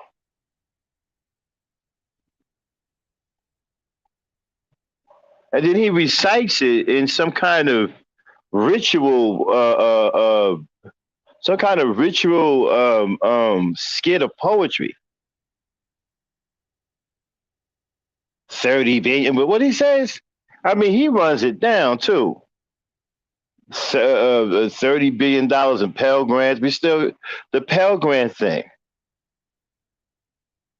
Mr. Genius, right? Mr. Borderline Genius says that you wouldn't insult him if you called him a borderline genius. Well, actually, yeah, calling him a borderline genius is insulting to him. We could use that as an insult because he's definitely not that. Oh no, he's borderline, all right, but not genius. He's borderline between psychotic and insane, but we'll reserve our comments on that for later. But he comes up with these insane numbers that only he knows about. And then attach a story to him and then rattle him off, man. I mean, he runs roughshod with him. And Obama did this and $30 billion in Pell Grants and 60 trillion gazillion dollars in tax cuts.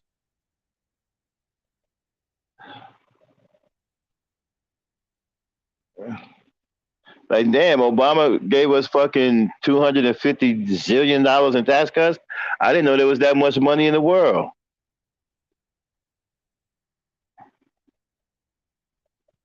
Yes, it is, nigga. You dumb nigga. Obama saved us $75 zillion in tax cuts. You dumb nigga. Okay, man.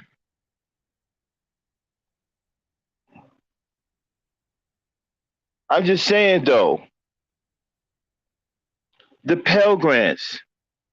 And then he said that the Pell Grants pay for 100% of college tuition.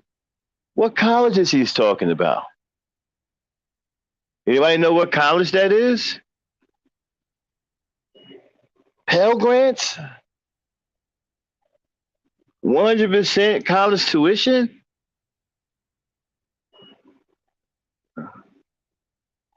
I want to know what colleges he's talking about. Are these new colleges now that just came out? What college is that where you're getting a Pell Grant that's paying your tuition? How much is the tuition? $40?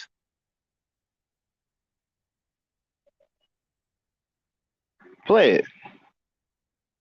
That's for black people to get $7.3 trillion in tax savings and healthcare. So the point I'm making is it's not that you have a budget if you're president, it's what you spend the money on. And when you want to spend the money on some fucking war in Iraq and some bullshit and you want to spend tax cuts for the billionaires and millionaires, that's a fucking waste of money. So are we in agreement that Republicans are okay with presidents as long as they spend the money on what they want? And Democrats, no, listen to what I'm saying.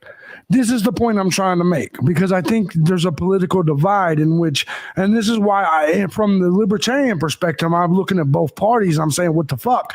Because from your end, you're okay with overspending as long as it matches your agenda. Same thing with Republicans. It's the same thing. So like when I hear people, who's right though? Are we a business or are we a country? Neither one is right. Are we a business or a country? No, neither one is right. No. Listen. Here's make a profit. Are we supposed to provide for the general welfare? Are we a country or a fucking enterprise business? Do I think that business? Okay, that's a valid question. I think the government, their only job, is to protect the country. I think it's up to each individual state and each individual person or each individual business whether they make a profit or not. I don't think the country itself should profit. Does that mean I don't think the federal government should be in the business of profiting? Does that correct? Now, what about the safety net? We need a 2% safety net. I disagree. I think that all people that fail to feed themselves should die.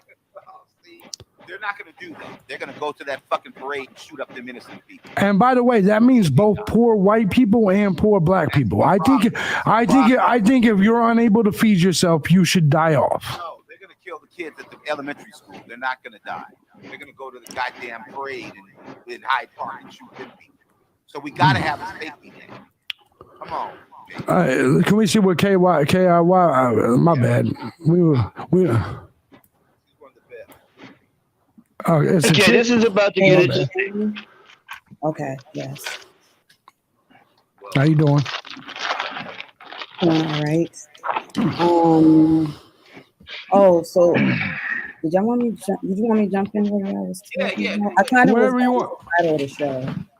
Wherever you want. Okay. Well, just briefly to J.B. Gunner. I was one that was up here when David West was up here. It was probably like over a year ago, and you came on, but we never was on the same channel at the same time.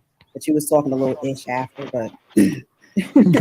Okay, my bad. I don't remember, but no, it doesn't matter anyway. But it's good. It's good to talk to you either way. All right. So you said, can blacks teach whites how to control their race's DNA? And as soon as you ask that, RBR, I do feel like that's a oh man, that's an extremely deep question. Hey, stop. And I shouldn't be so. Now she's being disingenuous. She know damn well that that's stupid as fuck. Okay, and she supports it. She's embarrassed to admit that she supports it, right? But she can't afford to let go of this platform. Again, people like this aren't welcome on mainstream platforms with people who think normally because they stick out like a sore thumb. All right. And so they need platforms like this. So she has to swallow her own pride and try to dress up, put lipstick on a pig, knowing damn well what this lunatic is saying is absolutely stupid. Right? And so now she has to put lipstick on a pig. Let's listen to her put lipstick on a pig. Play it. Surprised that you even thought to do a show like this. It made me think of the movie American History X. Oh, That was the first time. Yeah, wasn't it great? Yeah. Some consider it a masterpiece of a movie. Now I feel if I just get right to the answer, because I don't like long windedness too much, so I'm not going to try to be one myself. I feel both ways on that question. My first thought was like, nah, it's embedded in them. This is what they know. This is all they know. What could we possibly do to change that? But get them to see it and change that, because we have the truth on our side a lot of times, and we're working on developing more and more facts to back up our statements, which actually debunks what they believe in is white supremacy. Now, on the other hand, this is just a movie, but life in prison isn't just a movie. You know, I've been there enough times myself, working with people, et cetera, in the criminal justice system. The penitentiary changes people too. Collaborating with certain people does change people. So, but with this type of situation where if it is truly embedded in their DNA, or at least some, I feel two-sided on it, if that makes sense. I feel like it's going to take certain individuals that could be changed. They could say, hey, I do see it. I do see what's really going on.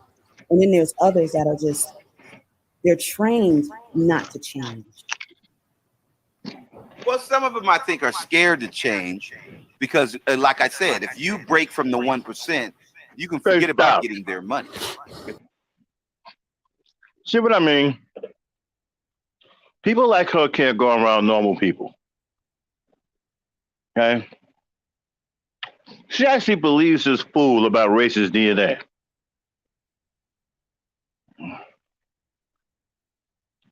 All that what she just said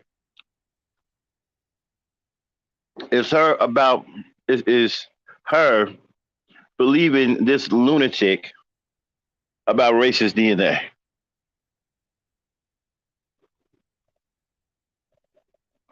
And this is why you will only find people like this on this platform.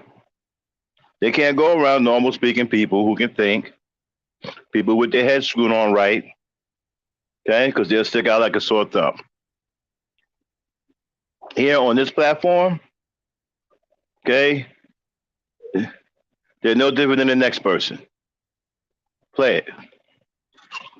You don't agree with them ideologically, you ain't getting shit. So what I'm saying is, what they have to understand is if the masses of white people were civilized, were educated, and were taught a sense of morality, we're going to have to, they already believe that that Hitler is God, and that he wants them to kill everybody on earth who's not white. So they already have religious training. It's just the wrong shit. You know what I'm saying? So stop. if we could. Again, he tells you that so-called African people did all this stuff, but there's no proof of any of it.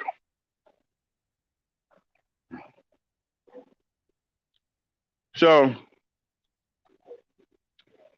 Y'all just believe anything that he tells you. So that would mean that you're mentally weak. You're gullible. You believe anything this lunatic tells you. He doesn't have to have any proof, any receipts about anything. He never has any real concrete receipts about anything. And when he pulls up something, he always changes the wording to try to make it suit his own narrative. And then tells you the real words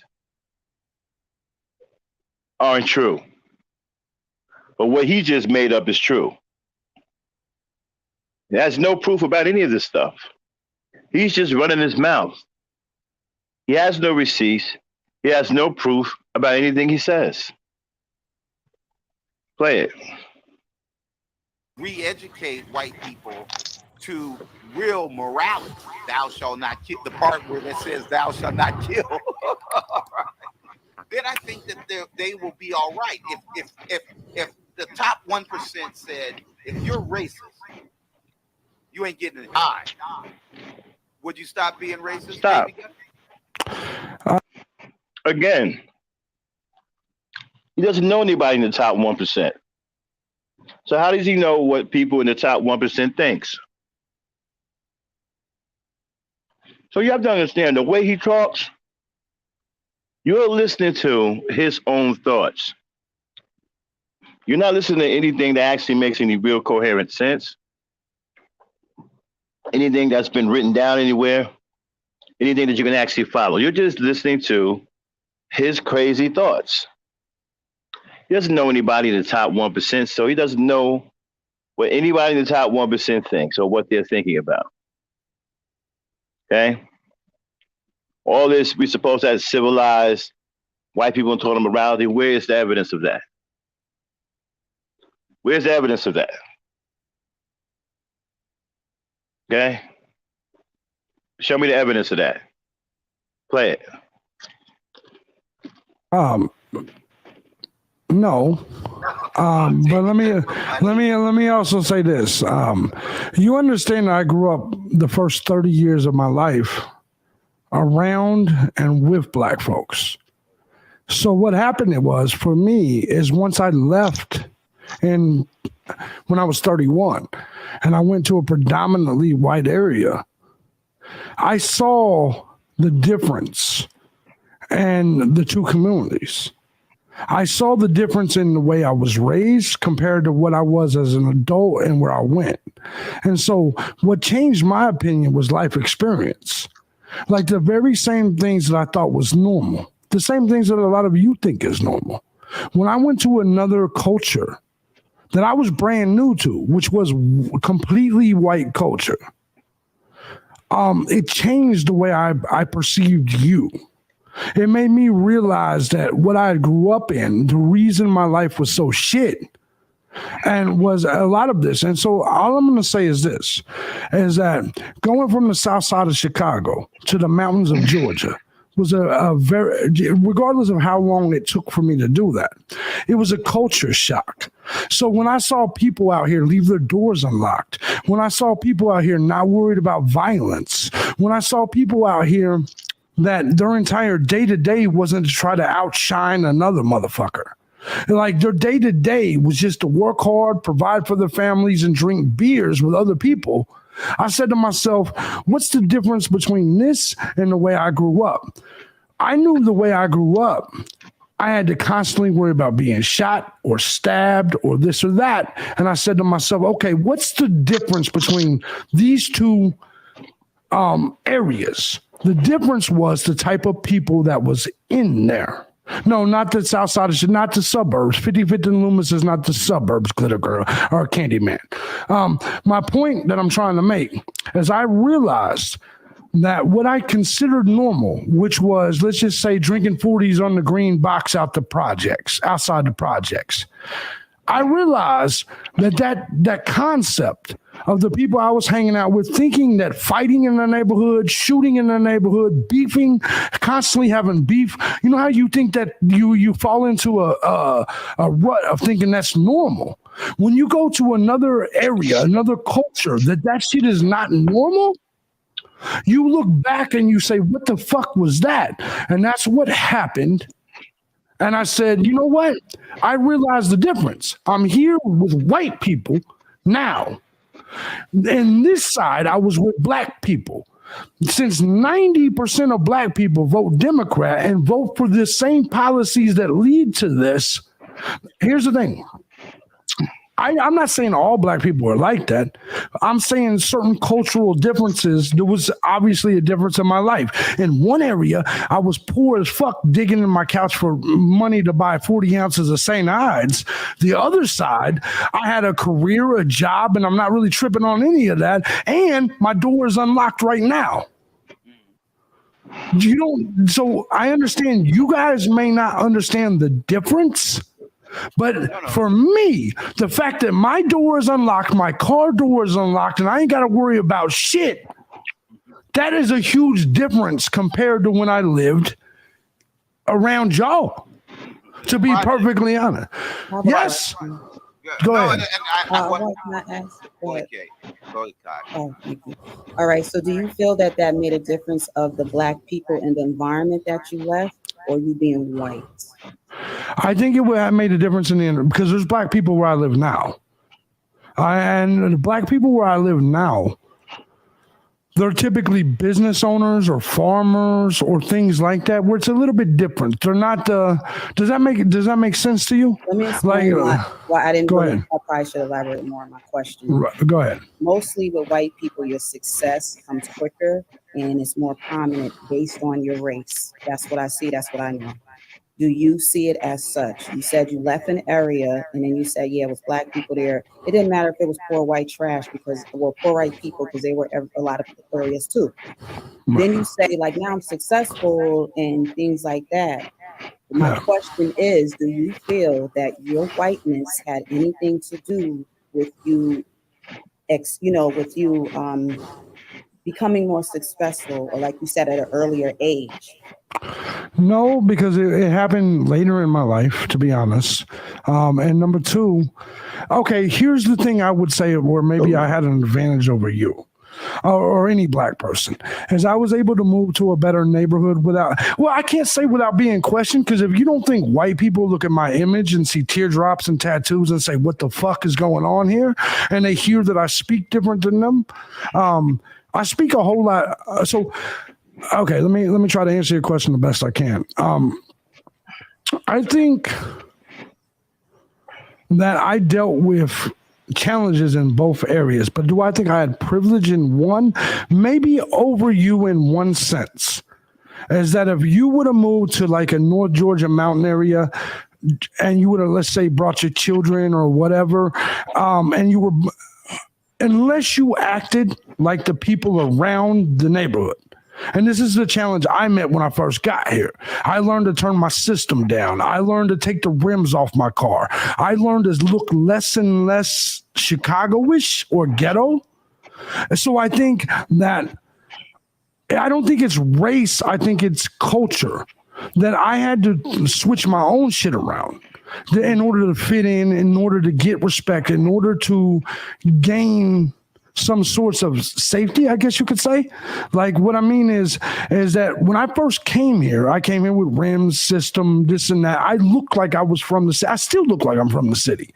And so, like, what I mean is I think that when the two cultures combine, whether white or black, there's an issue. So do I think I had maybe a little bit more privilege than maybe a black person would? Of course, because white people are going to feel more comfortable around white people and black people are going to feel more comfortable around black people. However, if the white culture believes that you're a traitor, like if for instance, me coming from Chicago, me having kind of a more urban, I guess you could say, style when I first came here, I had to deal with quite a lot when I got here. I had to, you understand, I'm literally driving down the mountains road. I think it's kind of funny that they listen to a racist white dude, right? Tell them how fucked up black people are. And that he comes from the ghetto, one of the worst fucking representations of anybody and they want to paint black people with a broad brush. And this and they'll be listening to that shit. And RBR is going to feed right into it. She doesn't know what the hell she's talking about either. He's sitting up there painting black people with a broad brush because he come out of a hellhole that's designed to breed criminals. Okay, when you pump drugs into an area, that is designed to breed criminals. They took the opportunities for jobs out of the communities. That's the breeding ground for criminals. They're not going to tell you why those circumstances are the way they are. They're going to sit up here and blame black folks along with the rest of the races and say black people are fucked up. Never mind what they've done to the environment. And they've taken the things out of the environment that will otherwise give black folks opportunities to create some kind of utopia for themselves, right? Never mind that they've done these things and then they've sabotaged everything and made it nearly impossible for anybody to do anything positive for themselves other than steal and kill, right? Never mind all of that. It's black people fucked up, period. And this sellout is going to go right along with it. Play it. With my system bumping Twister, that's not something that's acceptable here. So I had to deal with a little bit of shit. Would it be less than what you had to deal with? Probably. Stop. So there is some level of privilege. Stop. Of course it wouldn't be accepted there because they're a completely different culture. They live in the goddamn mountains, for crying out loud. They're hillbillies. So telling me that Twister wouldn't be accepted up there isn't telling me shit. Isn't telling me anything. He shouldn't be accepted up there. What the hell does that mean? Well, Twister wasn't accepted up here. Okay, and tell me something I don't know.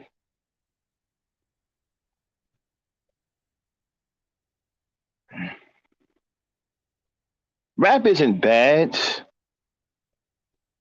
They try to make everything that we do bad. They try to demonize everything that we do. All our creativity gets demonized. And the reason why it gets demonized is because it doesn't benefit them. If they have a benefit to it, then it's this, it's that, and then they'll try to steal it for themselves. Just like right now, white people are completely trying to hijack rap music. They'll sit up there and tell you that Twister is not accepted in the mountains, right?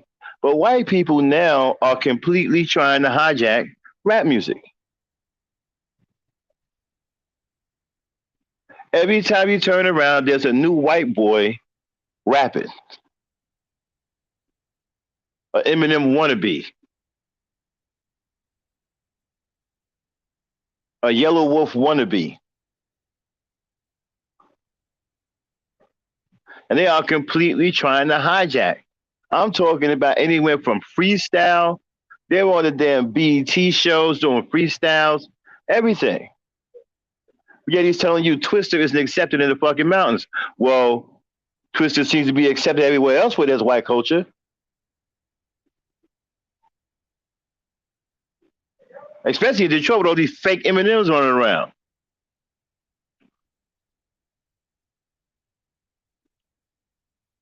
Play it. Does that make sense?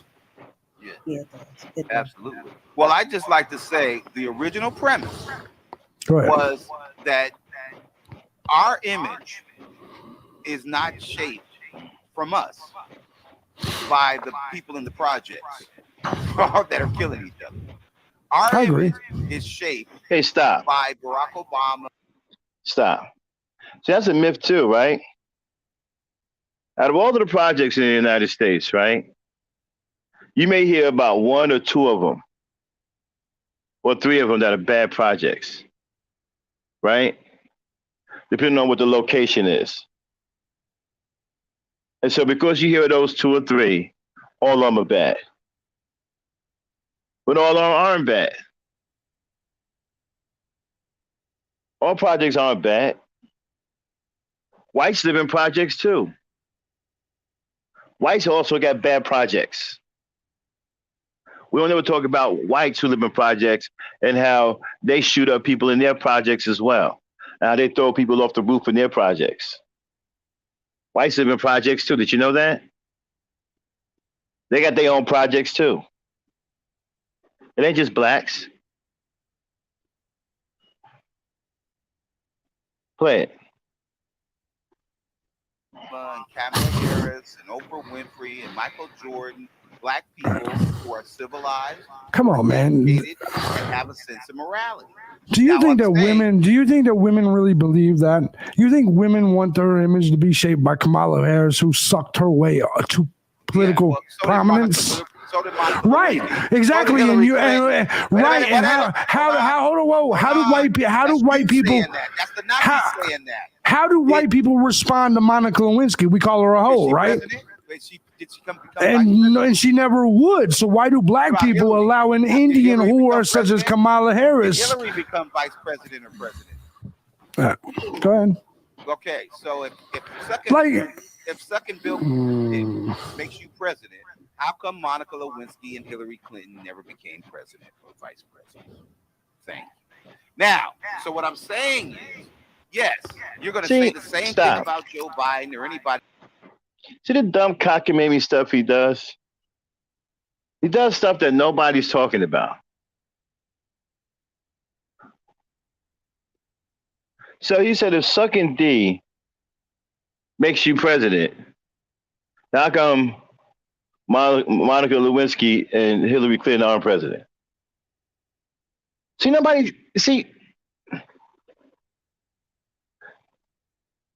Nobody's talking about that but him.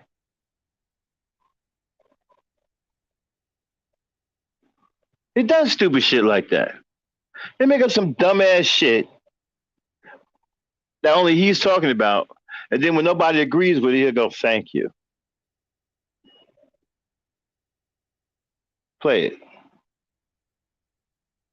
Connected to black people, they're going to be thrust out of power because they help somebody black, and I understand. Come on, man. No. Ask most black women if they really envy Kamala Harris. Yeah, they do. Come on, dog. You want to be president of the United States? That's just ridiculous. Come on. That's why Kamala Harris only had 2% of the vote when she ran, because the black women did not accept Kamala Harris. The black women wanted somebody white because we're tired of these motherfuckers. Now, so what I'm saying is, bro, that's crazy. That's crazy. If they had a female Barack Obama, they'd be killing us left and right. But anyway, so what I'm saying, Kamala Harris literally sucked off one of the most sleazy dude in politics, Willie Brown, just to raise up in San Francisco. Are you serious? No, I don't think she did that, but I do. No, she didn't. They said it. That happened with a lot of more women than you realize have done that. Wait a minute. I agree with you, KY. How come he doesn't accept her because she has a white husband? Well, the same reason you don't, because you. Hold on, bro. Hold on, bro. Do you? Yeah. In fact, I remember the last conversation me and you had. You didn't know that the new Supreme Court justice was married to a white man and had Paul Ryan in her family. I told you that. You were like, "You're lying, JB," and then you Googled it, and I was right. Am I right? So my point of this is that. My point that I'm trying to make to you is that I don't think that people, like even Kamala Harris, every black woman I've talked to, whether it be from the right or the left, I don't know any black women that really are into Kamala Harris. I genuinely don't. Like, well, show me one. Show me one that looks at Kamala Harris and says, "Yeah, that's the role model for me and my kids." Stop. Now you see how RBR says Shaniqua.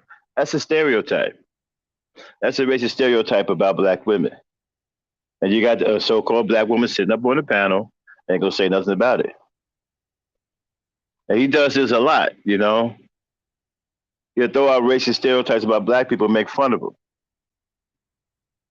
Because he's pro-white. And the black people on the panel won't say nothing about it. She's not gonna question him. Play it. Show me, please show me. Ketanji Brown Jackson. Oh God, come on, man. Ketanji Brown Jackson has way more experience and way more credentials than Kamala Harris. Would you agree? No, I wouldn't. What? She didn't have 4 years under that black genius's vice president. But let me say this, though. Stop. I think that the issue, and this. Stop. For some reason, he thinks that makes sense. That somebody didn't have 4 years under Obama, so they didn't get fairy wings or some shit. This guy thinks Obama is a god. And for some reason, he thinks that makes his argument relevant or coherent. Or somehow we're not supposed to look at him like he's a nutcase, right? Because he's going to tell you that somebody spent 4 years under Obama. So if you spent 4 years under Obama, you are the end-all, be-all. A man who's as hardcore racist as Joe Biden spent 8 years under Obama, so he's no longer racist. Neither is Hillary Clinton. Apparently, Obama can cure racism. Play it. This is what we have to do, but we have to read between the lines and find the issue. So what JB was asked the question very earlier that tipped off what the issue is.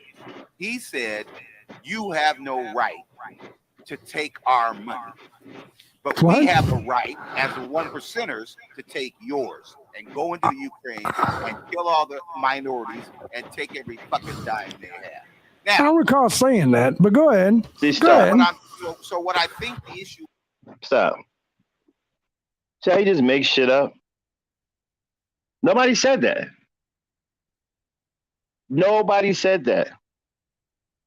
That was never said. See, he just casually just make shit up. Lies on people, put words in people's mouths, and continue on like nothing happened. They got the nerve to tell somebody to stop lying.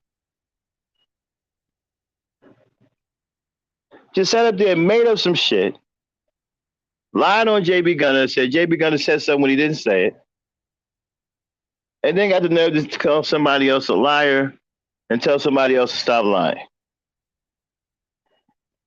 Play it.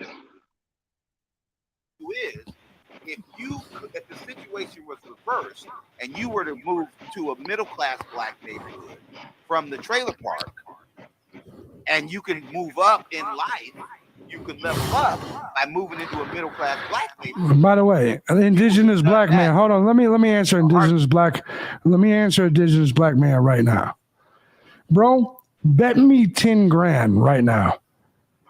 And show me it in my Cash App, and I promise you I will make a black woman walk out that door right now. Before you sit here and tell me what black woman would have a relationship with your dumb ass, show me 10 grand and I will make a black woman walk out of that door right now. And you will see clearly who I'm with and your answer to your question. Just so you know that.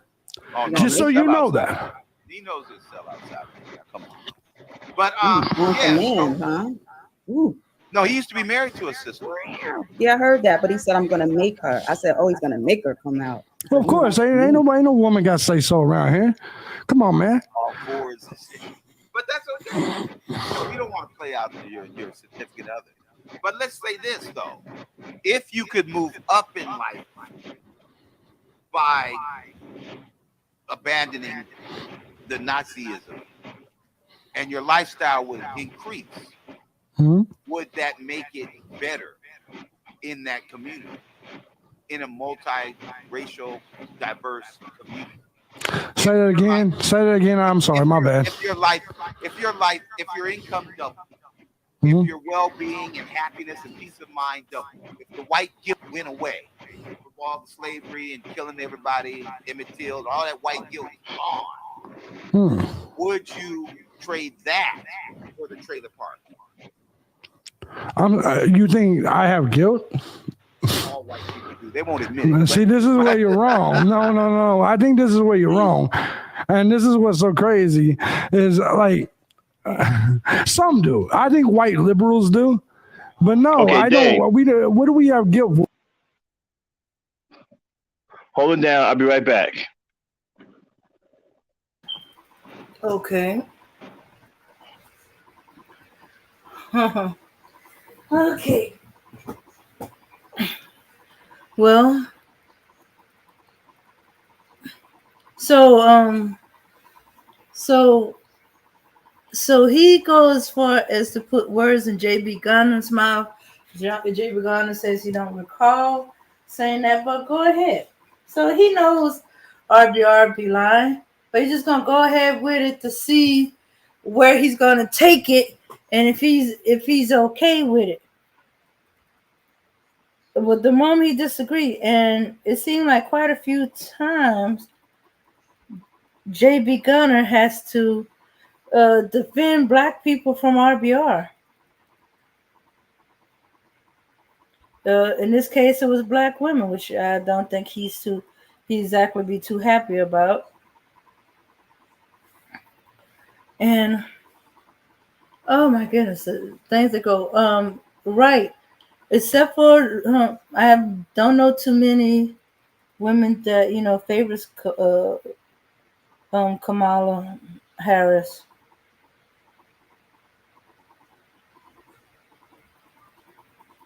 Yeah, they don't. Well, one, she's not black, even though there are some that will keep saying she insists she is.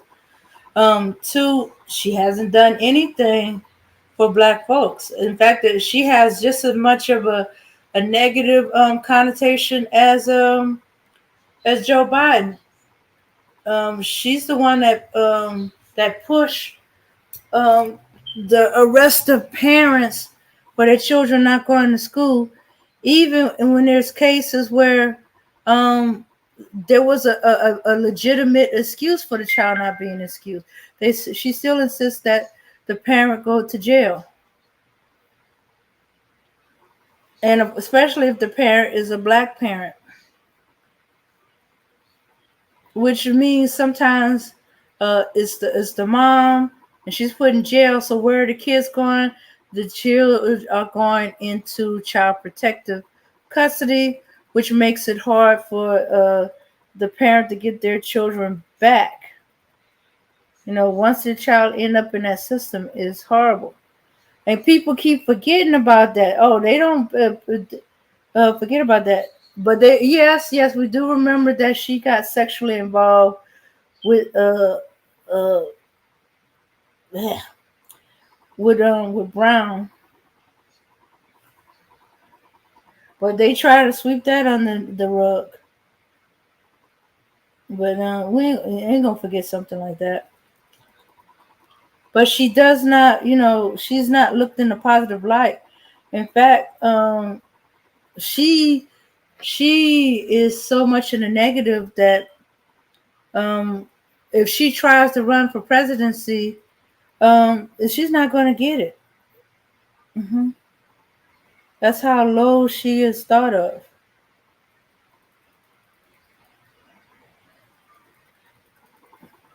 And it doesn't help that every time she has an opportunity to do something for black folks or black women, she don't.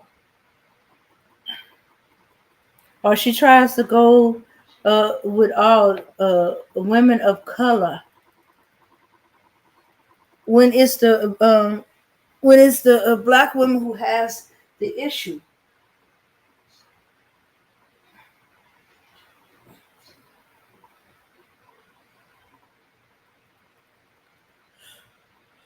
So it's interesting that the racist is more informed. The racist is the one that seemed to know more about how black women feel about Kamala Harris than this black man who's supposed to be pro-black or for black folks. Shows how much he's cooning, and that he will twist himself in a pretzel just to keep his coondom up.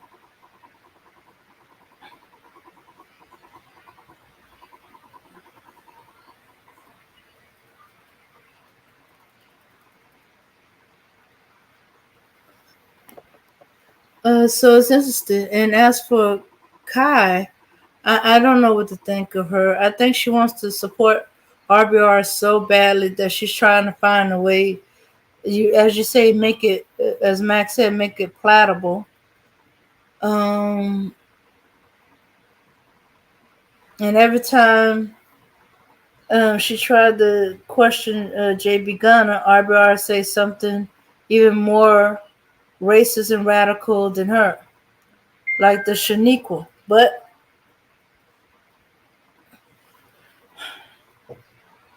like the Shaniqua.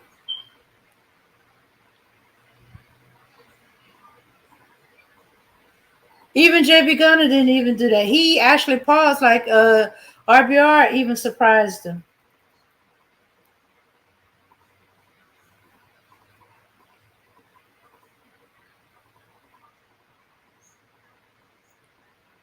Yeah. And you figure he wouldn't be surprised, but I guess he would be kind of surprised.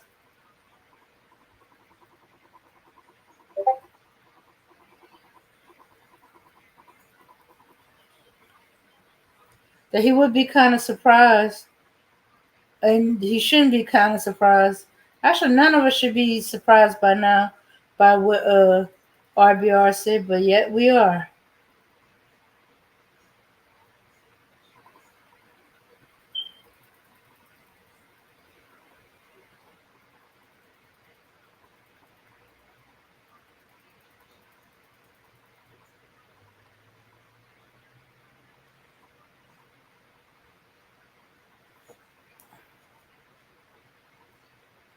Okay. Sorry, I was trying to get so straightened out. Okay.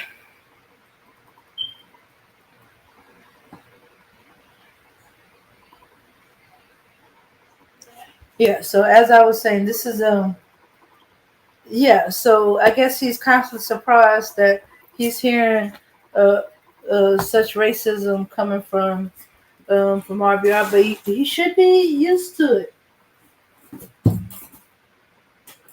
And he even actually said that RBR is doing um, more for racists, and that he's an honorary Klansman.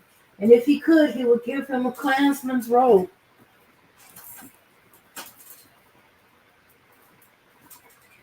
So you figure JB Gunner wouldn't be so surprised by now. We wouldn't be so surprised by now how low RBR will go.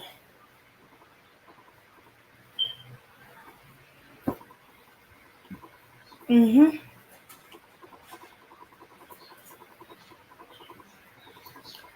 Yeah, but then again, I'm not too surprised. Um, hate black women enough to to come across as racist to a racist.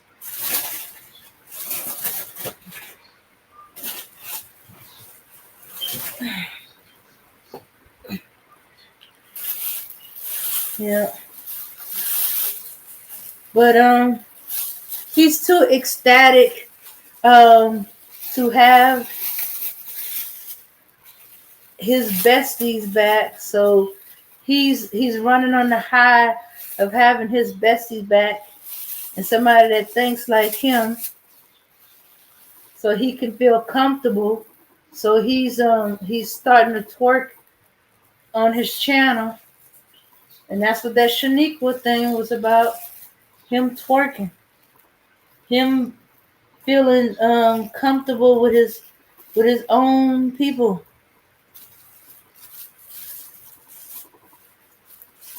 JB Gunner is his bestie, his significant other.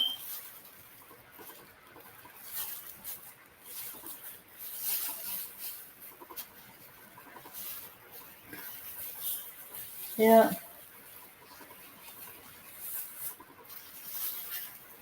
they meant for each other. That's why they keep being drawn together.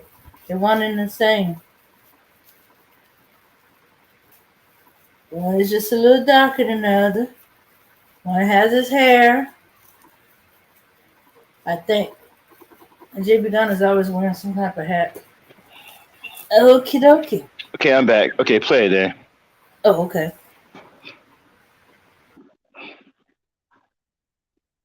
For enslaving you? Is that what you think we Matter have? of fact, you know what? Put that on Bro. pause. Go to the new live link that I just put in the chat. Let's simulcast see what they're talking about over there. We're gonna switch live to a now live RBR feed. Click on the link that's in the chat.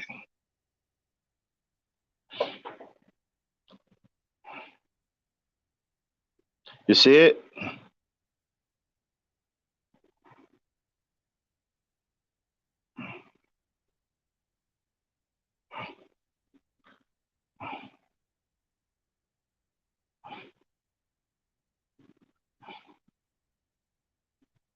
Dang, do you see it? Yes, I see it. I see it. All right, we'll switch. Okay, I'm trying to get to switch, but you. Okay, here we go.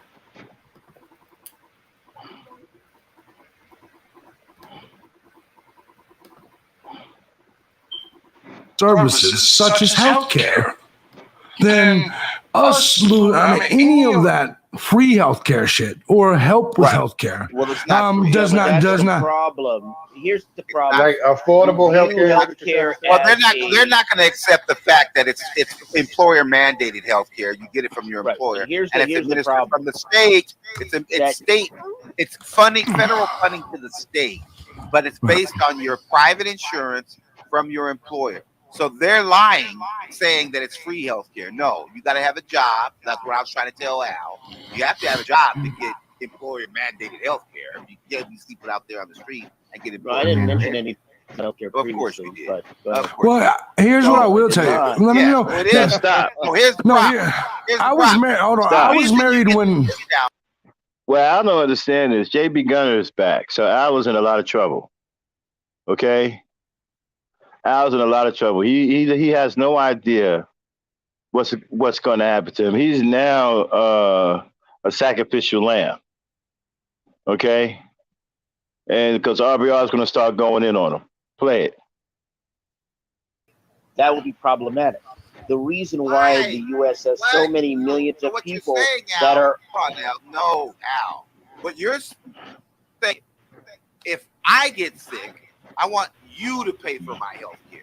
What the law says, if everybody's covered, everybody gets a 50% discount. That's $30 trillion. So the government will give you $30 trillion. All you have to do is get insurance from your employer. You'll get a check Bro. from the federal government to pay for half. Let me tell you a story. On your health care. RBR. Let me tell. I don't want the black people to have health care because I want a white. RBR. Let me tell you a story. I pay for my own health care. RBR, let me tell you a story. Yes, we did. Let me explain this to you. Back when Obamacare dropped, I was married. My wife, and we paid for our family insurance from her company. She worked at Apple. Our health insurance for the family of five was around $430. Just hear me out. $435 a month. When Obamacare dropped, we actually looked into it to see what that would cost. It was $985 per month. No. I'm telling you right now. The law said that you get a 50% discount on your health care if you sign up under the exchange. And because Obama says he's black, they were lying. No, I'm telling you, discount on your health care is going to go up. Okay, no, I didn't. No, I'm telling you right now that we went to the exchange, got a quote. Okay, RBR, this is I'm telling you right now why this happened and why I was against Obamacare. Because first of all, everybody that's claiming that Obamacare is socialized healthcare is actually wrong. But what it did do, and then what ended up happening was exactly what I didn't want to happen. Apple then came out and said everybody will be forced to go to the Obamacare. So, and we ended up dropping all health insurance. At the end of the moment, all I'm saying is to jump up from $450 to $980. You don't think that was a little fucked up? You don't think that was? Well, let me say what? That. What are you talking? What do you mean? No. Well, because if your health and 2 aspirins, then of course that's not really comprehensive health care. If you get sick, an apple and 2 aspirin is not going to cure you. But it was comprehensive health care. What are you? And Okay. The law said that whatever the market rate is for comprehensive coverage, you get a 50% discount if you sign up on the exchange. The employer gets 50%. The government pays 50% of your health care, and then your employer gets a 50%. They get a 20% profit guaranteed on your health care. That's the law. So are you just saying you don't believe the numbers I just gave you? Is that if that's what you're saying, just say it. I'm giving you the numbers of what happened in my own life. I'm giving you the. I'm telling you now. What if you have to stop at the red light and go at green light? Do you really have to stop at the green light? No, it's a lie because they don't like Obama.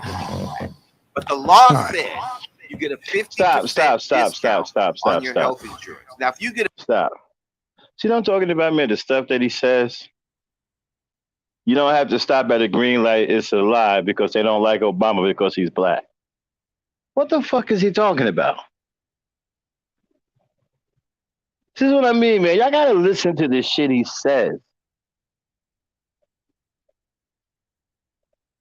Do you stop at a green light? No, it's a fucking lie because they don't like Obama because he's black.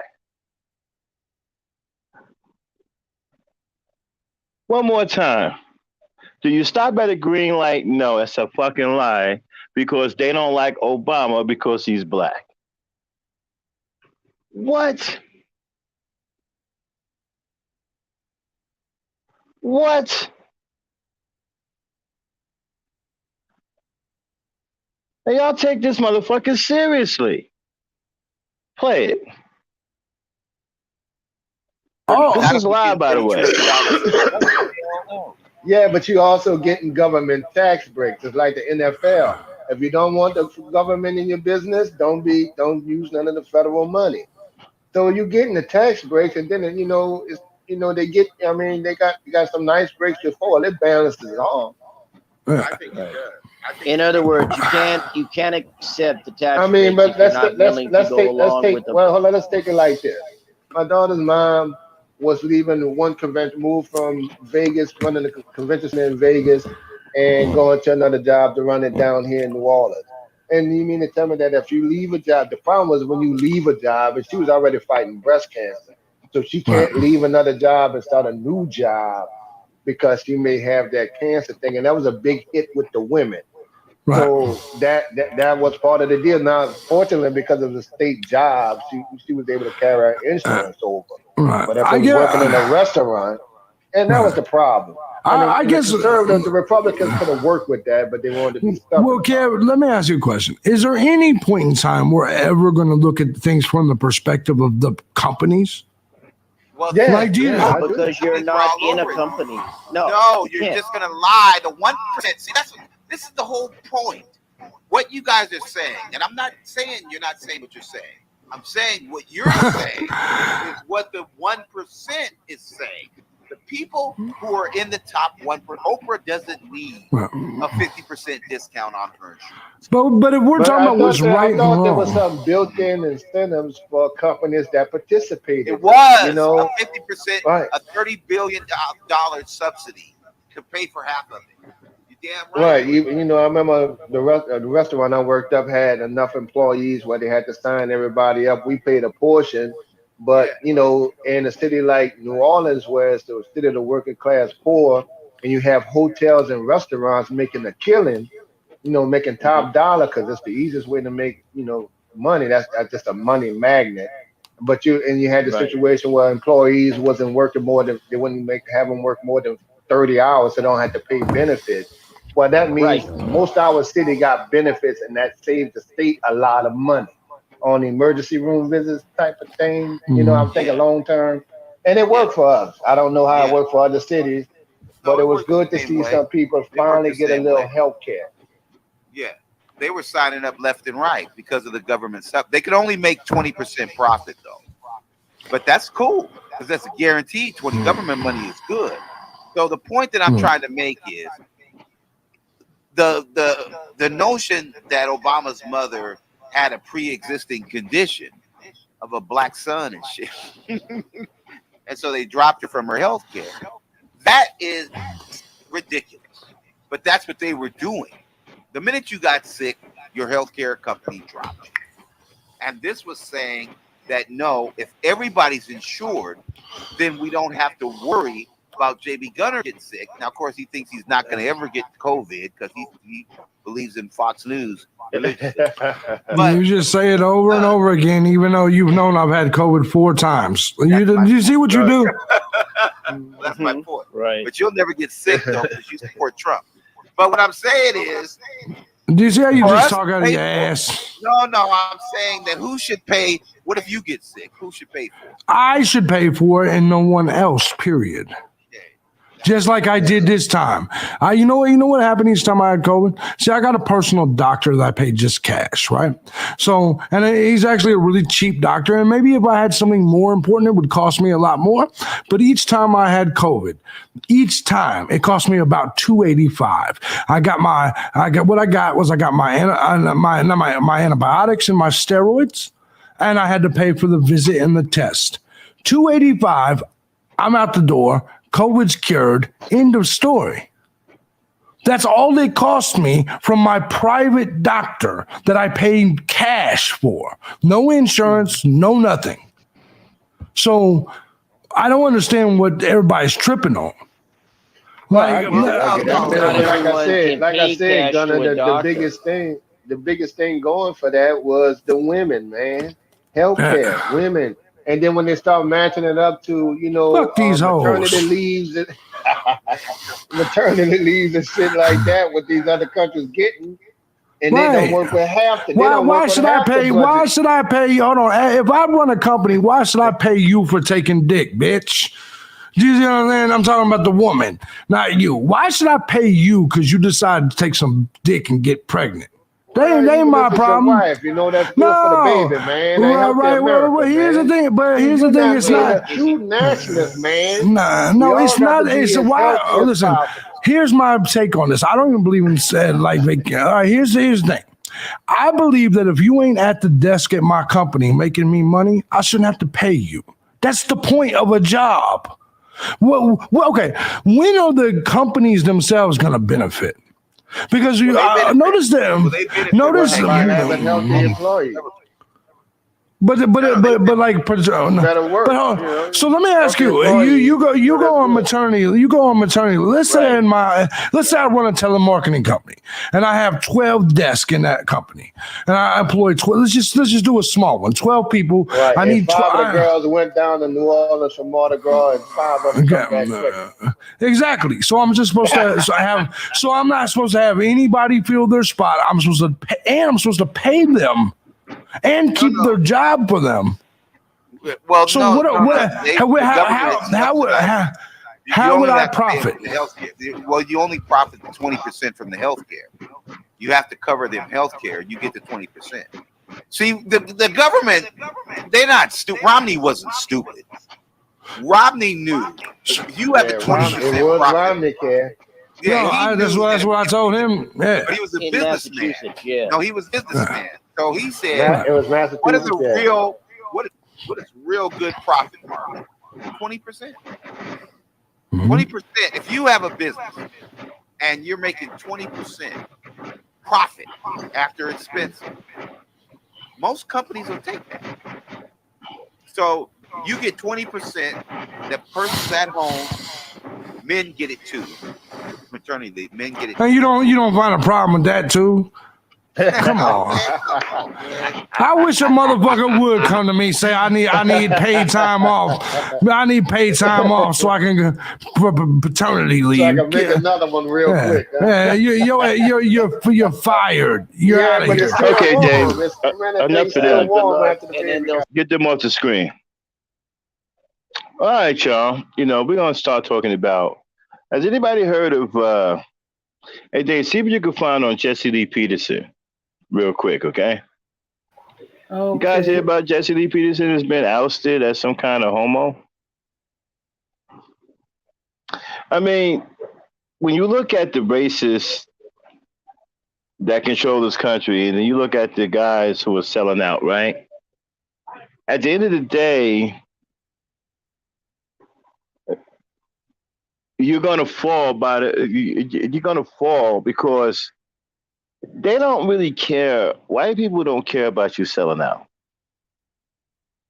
Only you guys think that, you know, selling out is benefit, and it may benefit you in the short term, right? But in the long term, they eventually what they do is they turn against you, and then they destroy your image, and then there's no going back. You see, selling out, right? It's a death sentence. There's no coming back from selling out. You can't come back to your people. You can't get back on. They're going to make sure that you can't eat anymore. They're going to make sure you don't have a stick of fame anymore. They're going to make sure that your name is absolute shit. That you can't work anywhere. You can't get any work. Can't feed your family. Nothing. Selling out is a death sentence. And eventually it's going to happen to all sellouts. What's happened to Jesse Lee Peterson? It's going to happen to Larry Elder. It's going to happen to Candace Owens. It's going to happen to ABL. It's going to happen to all of you sellouts. And these white men now are coming for Jesse like nobody's business. Every day there's a new accusation by a white dude that's accusing this guy of being a homo. Then you got something yet?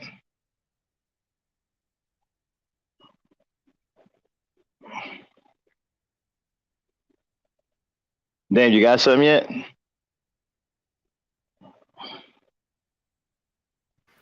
Okay, I think so. Let All me right, put it see. up there. Fair use, fair use. Okay. Throw it up there. Okay.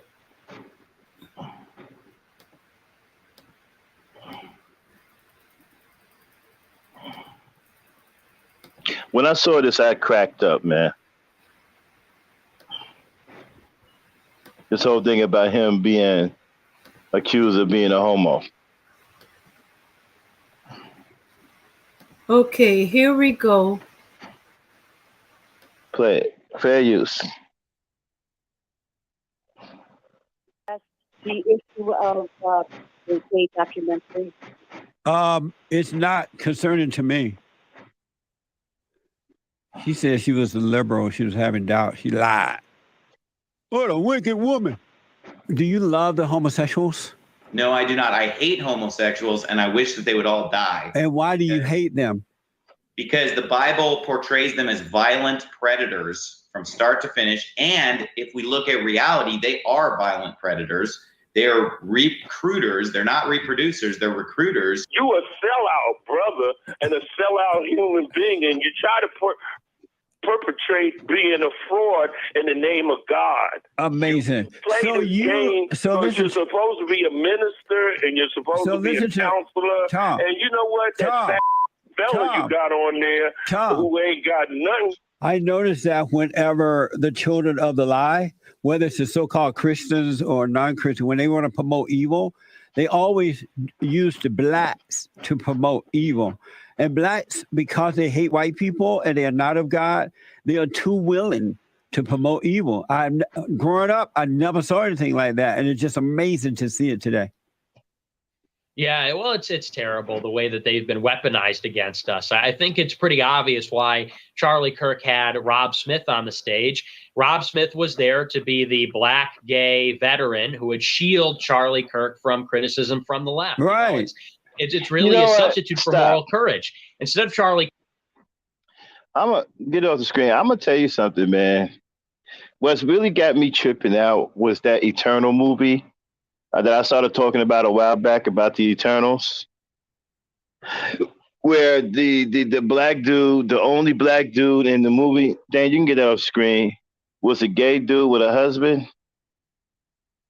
I'm still tripping about that, man. Like, are you kidding me?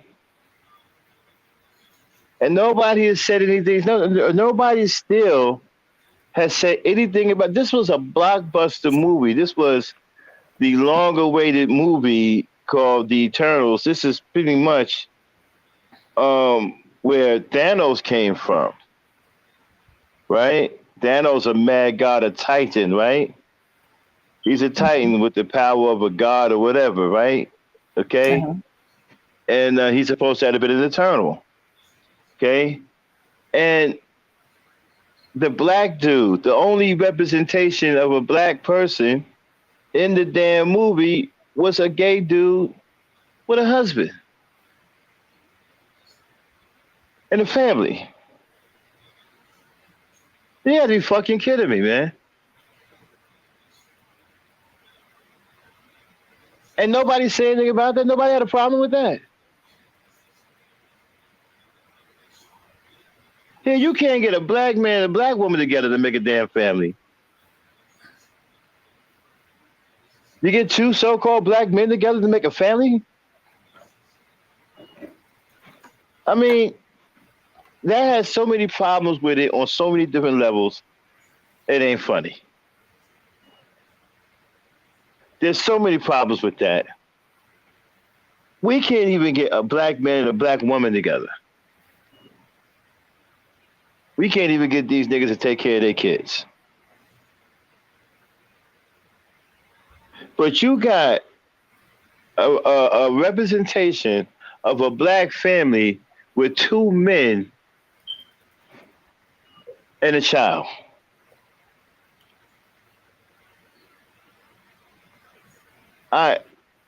How people don't have a wow.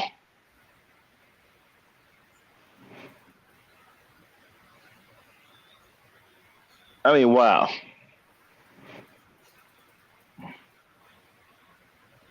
How people don't have a problem with that is just insane. It's insane. All right, so we're gonna go back to the RBR live. Right now, y'all, we just chilling out. We just hanging. I ain't had nothing to do. It's Friday. I'm waiting on some chicken. I'm hanging out with the Dangster. We just messing around. Didn't really have nothing to talk about. We talked a little bit about COVID. And we talking, we messed around with RBR, but we didn't really have a planned show today. We just hanging out. We might open up the panel here in a little bit. Just hang out for a little while. Okay, let's go back to the RBR live feed, Dane. Okay. So we're kind of being lazy today. We're leeching. We didn't really plan a show today, so we're just chilling, leeching, hanging around the YouTube streets.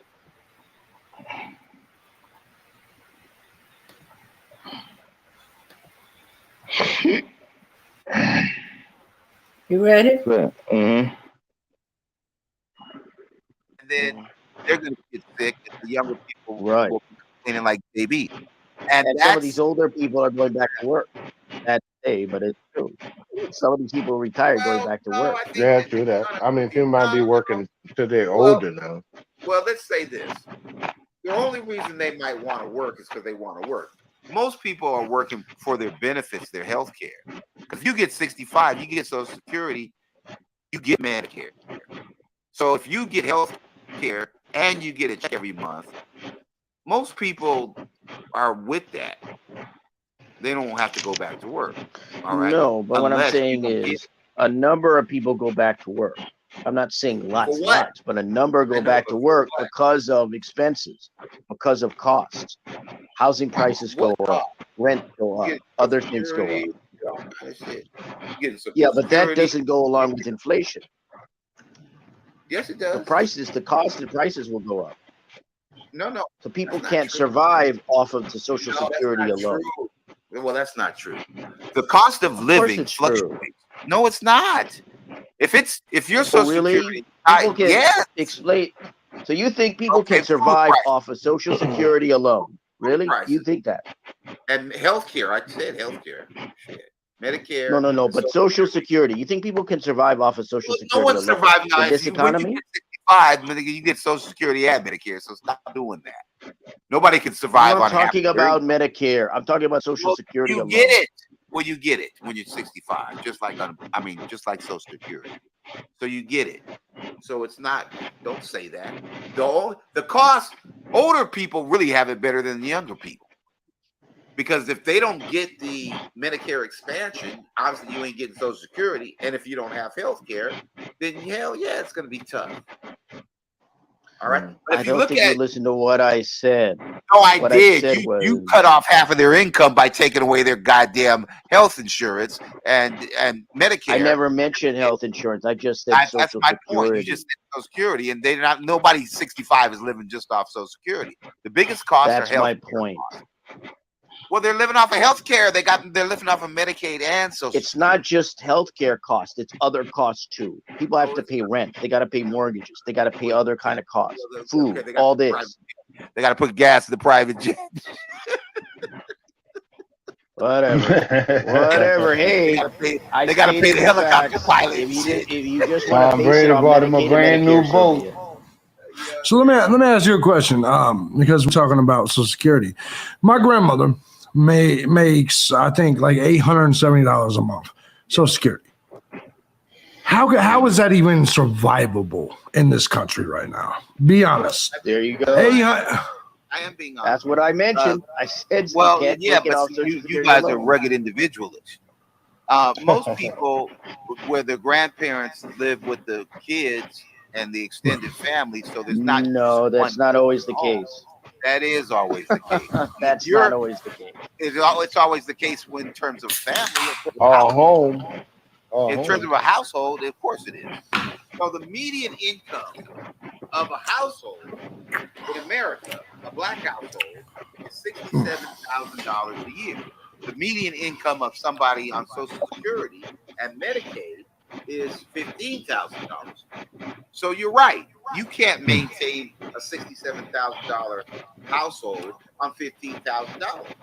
But what's the answer to somebody being alone at 65 years old? Well, how realistic is that? You don't have no kids, you don't have no family, you don't have no husband. Who are you? Well, I'll give you. It is realistic because there are people who. And even Queen Maya has a daughter. Who do that. Even Queen Maya has a daughter. Right. You're assuming everyone's married and they have family. No. Right. And you're also. You don't have a mother? Well, someone that is someone that's 65 and on Social Security probably doesn't have a mother. You don't get a mother at 65. You get a mother when you're born. Right. The point. So what you're saying is that person whose Social Security is $865 per month, you assume that they have been good people and they have plenty of family in their life, or whatever the case may be. So ultimately, like their husband didn't die, anything like that. You believe that she should have some other people that can supplement that for her. Now keep in mind, if the husband dies, he gets his Social Security. No, that's exactly right. That's exactly who Social Security she gets. Yeah. She didn't have any of her own. No, she didn't have any, actually. Why not? No, did she work? No, she was a housewife all of her life. All she got was his. And so, in most families, traditional families, that's the way it typically goes. I know you think. Actually, that's not really most of the case these days. Probably not. It may have been years ago. I would. Right, but we're talking about people that are 65 and up right now. Right. Those people did grow up in those times where. So what I'm saying is I get it. So our economy is to the point now, and this is where things are goofy.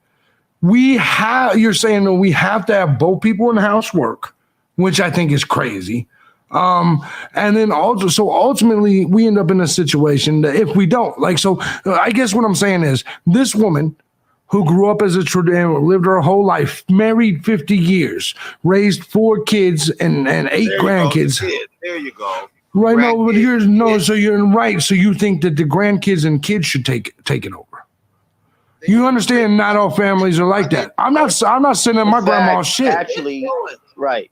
You see, in fact, most families.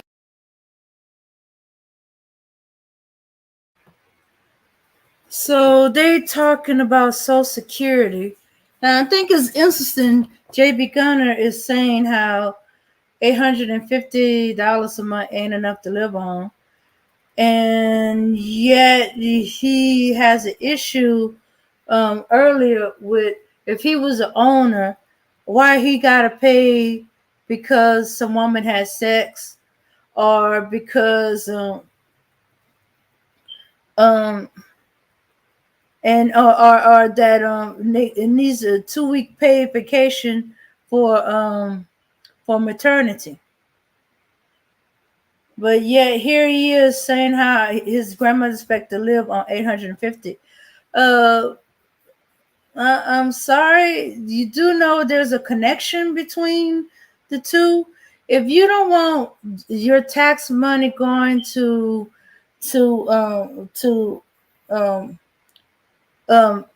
Medicare, medical insurance, for your imaginary employees, why you have an issue with the Social Security benefits, and that her Medicare, which will also come under there, would be paid for out of your taxes or your imaginary business. Mm-hmm. Oh, hey, Max, I had paused it for a moment to discuss. Yeah, play it. We're about to stop it here in a little bit. I just want to hear a little bit more what they're saying. Worked, and maybe elderly people still work. I figured they did. They still do now. But that's why you have Social Security. It's individual old age pensions. That's what really Social Security is, an old age pension from the government, modeled on a German, possibly German, because the 19th century German state had pensions. Yes, that you paid into. The Bismarck and all that kind of state had pensions. Yes, but the so kids, old age pension. Kids, if you leave your grandparents out there like that, you need your ass kicked. Well, see, you understand that that's why you have Social Security. No, so you won't be left out. No, that's why it was created. It's a 30s. Safety net. Well, it's a safety net. It ain't the main shit. They understand that every old person has to have a pension so they individually can take care of themselves, and that's predicated on work. You had a job, the payroll taxes, at least it used to be, went into Social Security. So you're working for a pension, essentially. That comes from your money.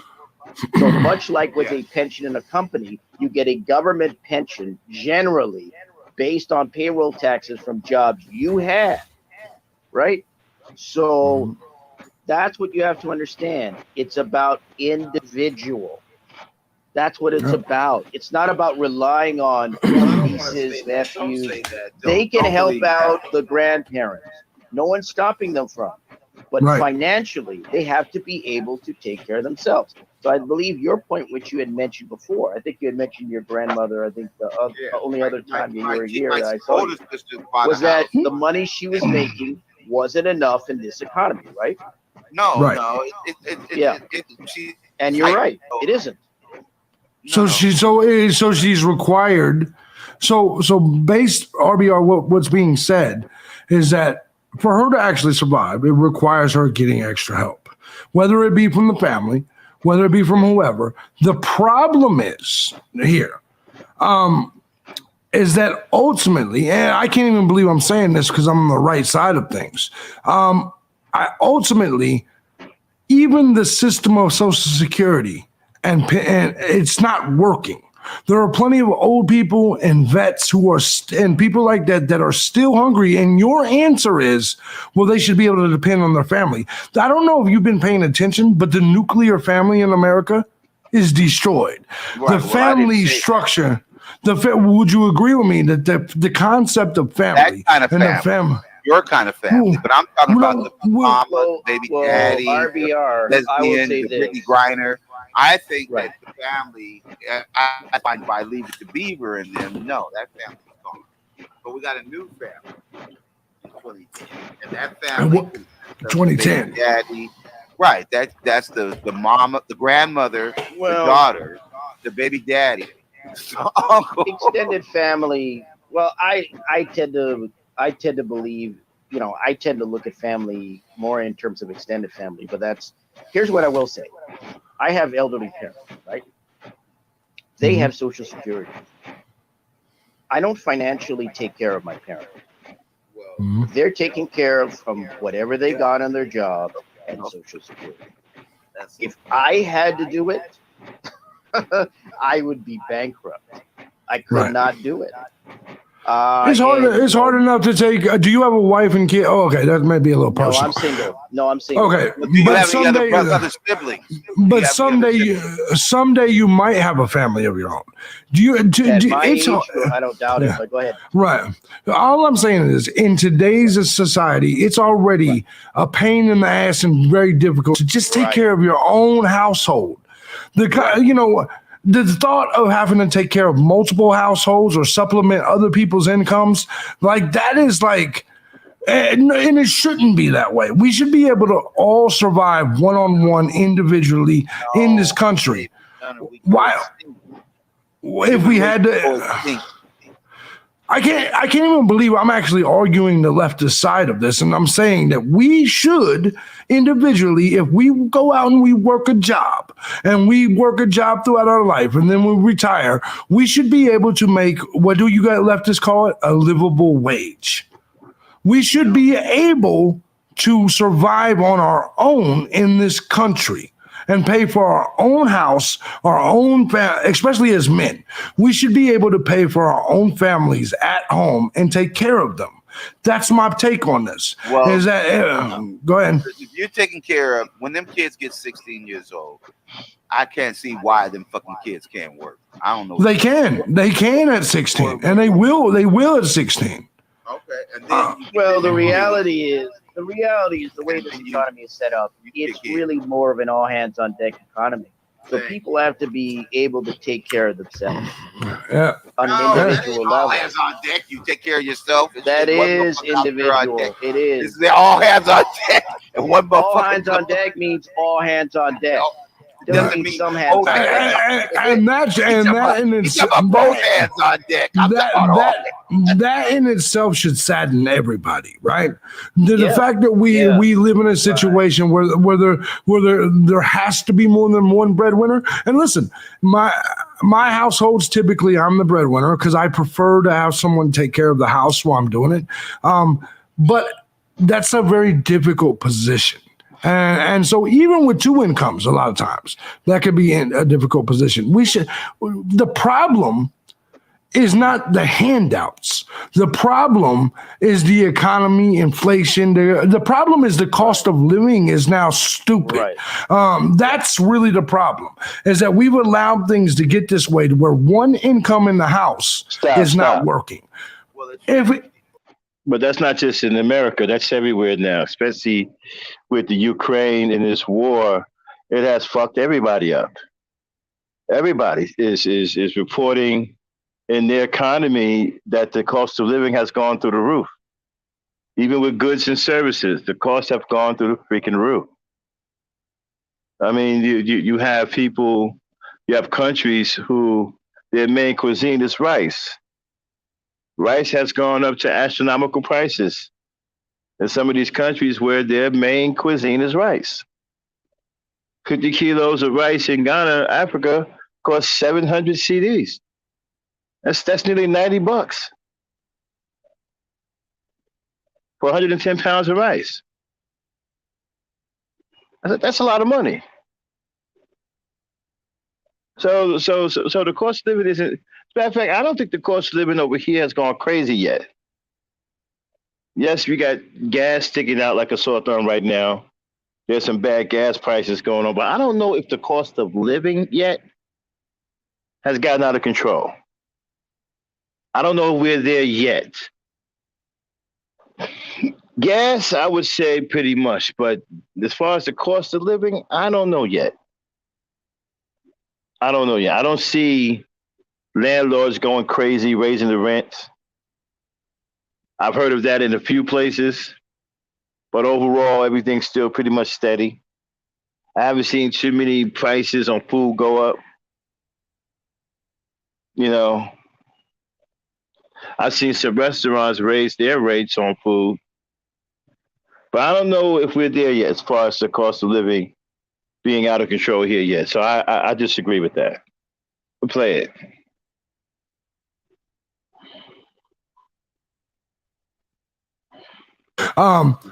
What I am saying is that here the families suffer, I believe. Now I come from Gen X, where we were the first like latchkey kids, where both parents worked, or people was where we had we would. I don't know if you know what that means, but it basically means that we would come home and there would be no parents around. I think that's bad for a family. I think, and I think it affects us in the long run. The way the system is now set up, both parents have to work, and so there is no stay-at-home parent. And I think the kids suffer. I think the kid, because what happens is, let's say me and let's say the mother works. The mother ends up working for just enough to pay child care. So really, there's no profit. So the kids end up losing. They don't have a parent at home. We're paying, the other person's working just so we can pay for like gas and childcare, because there's always going to be someone in the house that doesn't make all that much. Maybe if both people have excellent careers, it's not that way. But if we look at your typical household and it's typical in the average income of $47,000, that means there's a lot of money not coming in the house. So the kids are basically being raised by other people, which I think hurts them.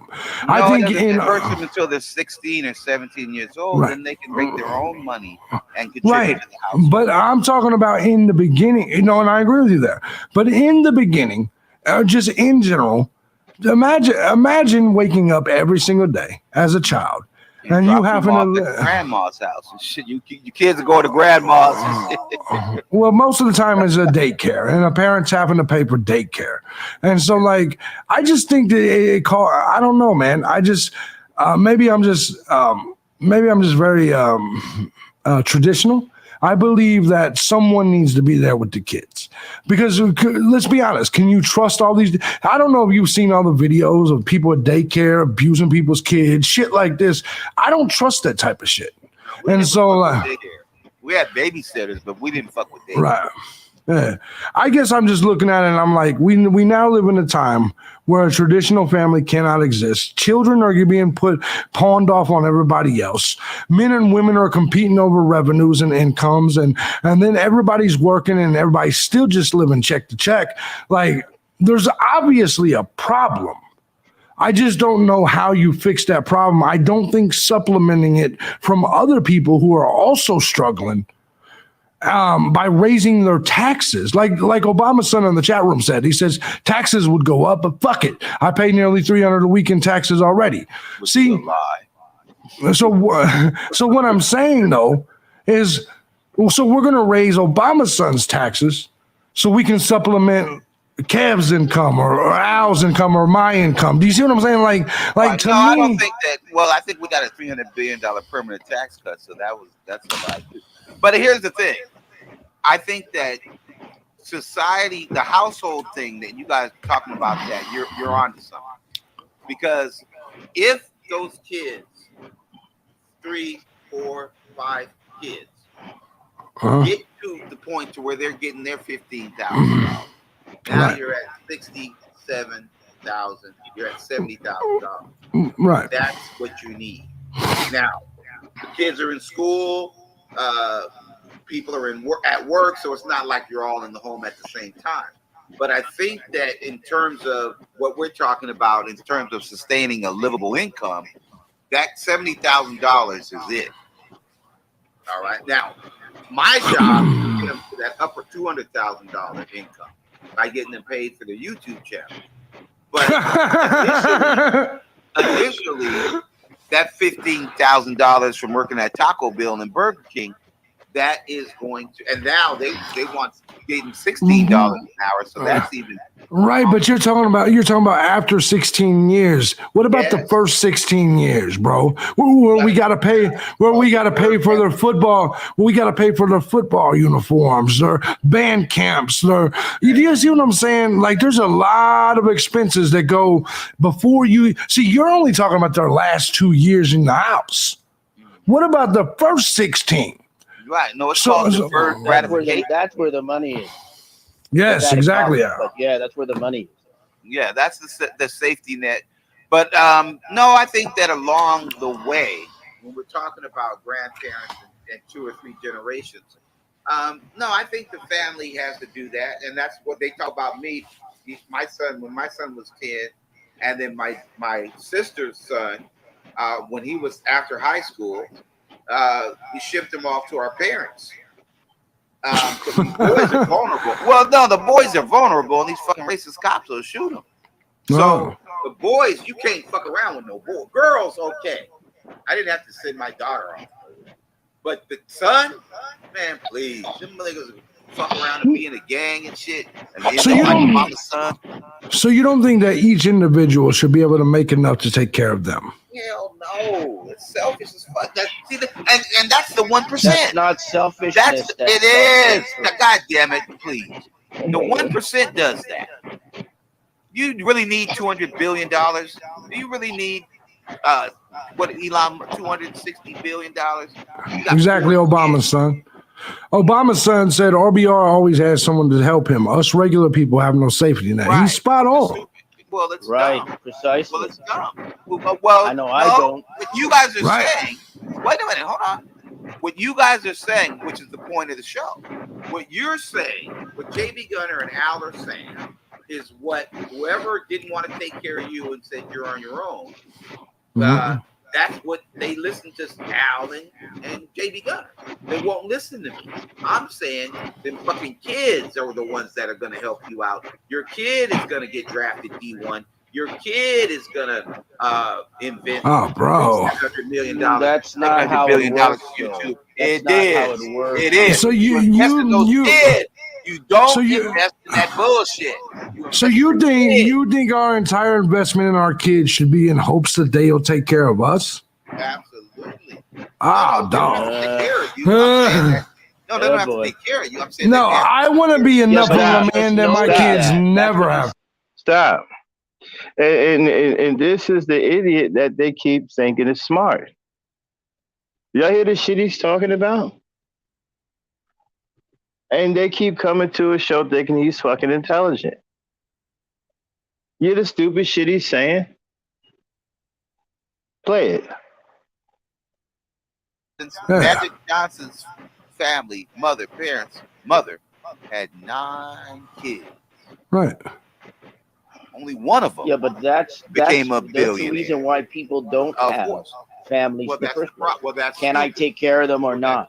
Right. So you think it's an reason. Right. No, you think it's hold on. You think it's irrational to decide whether you can financially afford children before having them. You think that's irrational? I think you can't afford to have. I don't think Obama's mother, goddamn. I don't think Obama's mother could afford not to have that black Jesus. Oh, dog. That black Jesus grew up to be president. White girl, I'm on board this baby. No, it's from black dude. Oh, man. That baby will grow up and be president of the United States. Well, of course. And his success is his success. And I may have led him there, but listen, bro. So your entire thing is that there should be an ongoing cycle of people just taking care of other people. Absolutely, your own family, not the bullshit. But I'm talking about well, bro. Yeah, right. I don't know a single. Go ahead. Right. Go ahead. My bad, brother. Before you, I'll let you chime in. Here's the only point I want to make. Regular people want to go. The point is, I know I've heard that mindset and that attitude before, but here's the problem: stop. Society's moved. Are you talking to me? No. Okay, you're all right. Uh-huh. All right. See, RBR is in trouble right now because another racist is on the panel. And so they're going to gang up on RBR. Play it. Kids go to college, get the degree, get into a profession so that they can take care of themselves. Wrong answer. And the So parents that they can don't take care of have themselves. to take care of them. Well, that's Al. That's so fucking stupid, and cynical. No, it's it's stupid. reality. Yes. That's why you raise kids. No, that's bullshit. So what I'm saying is, I'm saying that yes, you can raise Russell Wilson to take care of himself, but when he gets the $30 million contract, he could buy his mother a house. Come on. But he shouldn't have to. But he shouldn't have to. Did she change his diapers? Right, he's right. He shouldn't have to. Because that's not what family should be about and parenting should be about. It shouldn't be you owe me after 30 years. Right, exactly. You look like you're going to enjoy it. No, I don't know about you, but I would feel really shitty if one of my children helped me pay my bills. I'm a grown man. You know what I'm saying? I would feel bad if I had to call up my son or my daughter and be like, hey, dog, can I borrow $5? Stop it. You know what I'm saying? Like, and like I said, I don't take care of my parents financially. They have Social Security. They have their money. Imagine, I don't want to make them feel, I would never want to make them feel bad by going, okay, I'm going to pay all your bills. Right. They made their lot in life. And there's this thing called pride, right? We all know that we make our, and I don't know too many men or even women. I don't know too many adults that would be okay with their children going without, because here's the thing. Even if I was down on my luck and in my worst situation ever, I don't want to put that worry on my children ever. Do you see what I'm saying? Like, so I'm. You know what? I can respect that. I could be starving. No, if you don't I could care be. of those kids, then the streets will get them. The vultures will get them. The racist cops will get them. I could be starving to death, bro. I could be starving to death, and if my son or daughter called me and said, Dad, how you doing? My answer is going to be, I'm great. How are you? I don't know why, but to me, I would rather ask you for $5 than I would it's my kids, bro. Right. Like to me, I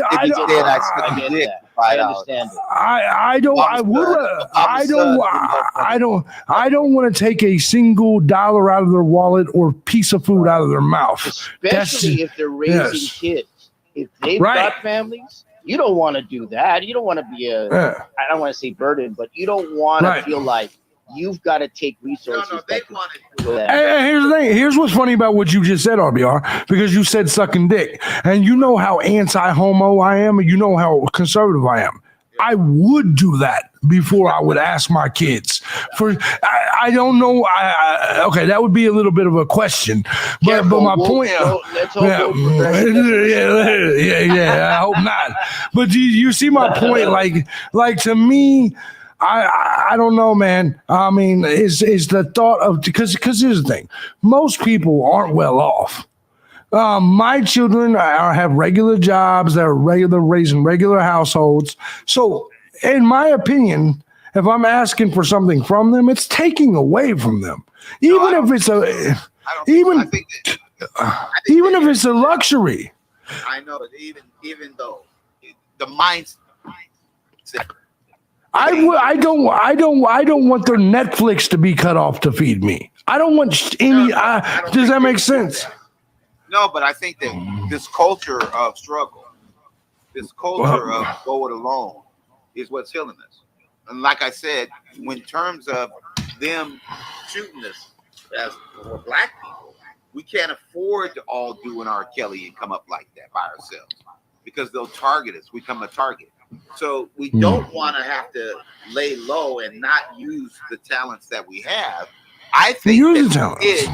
Well, no. I'm saying that as I appreciate what my parents did for me, that my parents helped me, that my parents paid for my college, that my parents when baby wanted to go and take some more classes and go to grad school and shit like that, that my parents paid the rent. I didn't lie like everybody. I didn't lie like all you other people. I said, well, shit, whatever I had, and my parents paid. My sister, the PhD at the major university that just bought the house for my mother, with my other sister, the librarian with her master's degree.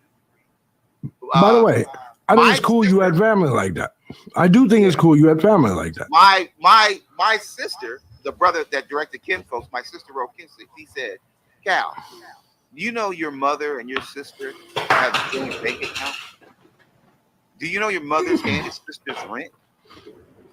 I said, oh, I didn't know that. He said, Cal, if you ever get short, you can call your parents. They'll give you the money. He told me that.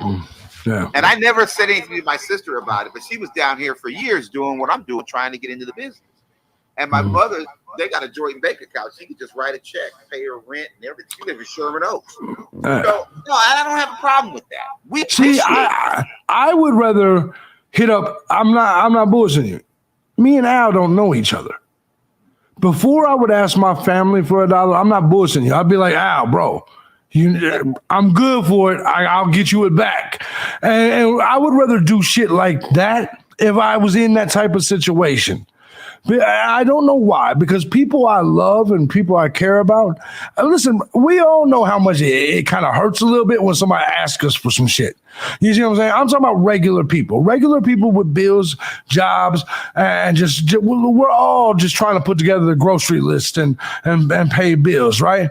And so like when someone comes, like listen, you know I make pretty good money. If someone in my family calls me right now, it's like I need $200, even though I would give it to them, it would hurt a little bit, right?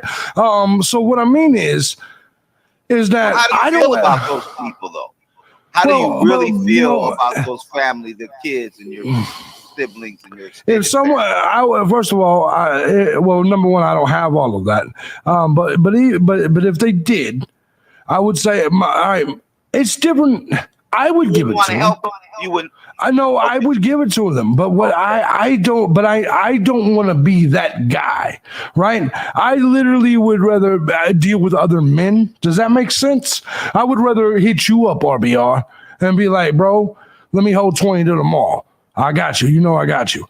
I would rather do that with another man, if that makes sense, than ask my family and kids and shit like that. I believe business is between men, right? And I know that's an ancient way of thinking, but to me, like I've had women like girlfriends with rich parents, and I don't fuck with shit like that, right? So like, cause to me, maybe it's my own, what do you guys on the left call it, toxic masculinity or whatever the fuck you call it, but to me, I just can't do it. And I can't do it to my children. I can't do it to, like, pride. Pride is the answer. Pride is the word. And so, like, I don't know, man. Maybe I'm right. Maybe I'm wrong. But just pride matters. If you help your kids, if you raise your kids, I mean, it would be impossible for me to think, just like my grandmother told me,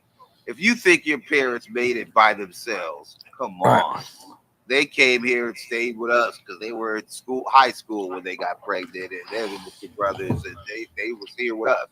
So yeah. I just think that it's grateful. They're grateful for what the life that you were able to give them. Now, yes, everybody wants to be a millionaire. I'm not saying they don't, but they're grateful that you gave them life skills that allowed them to earn an income.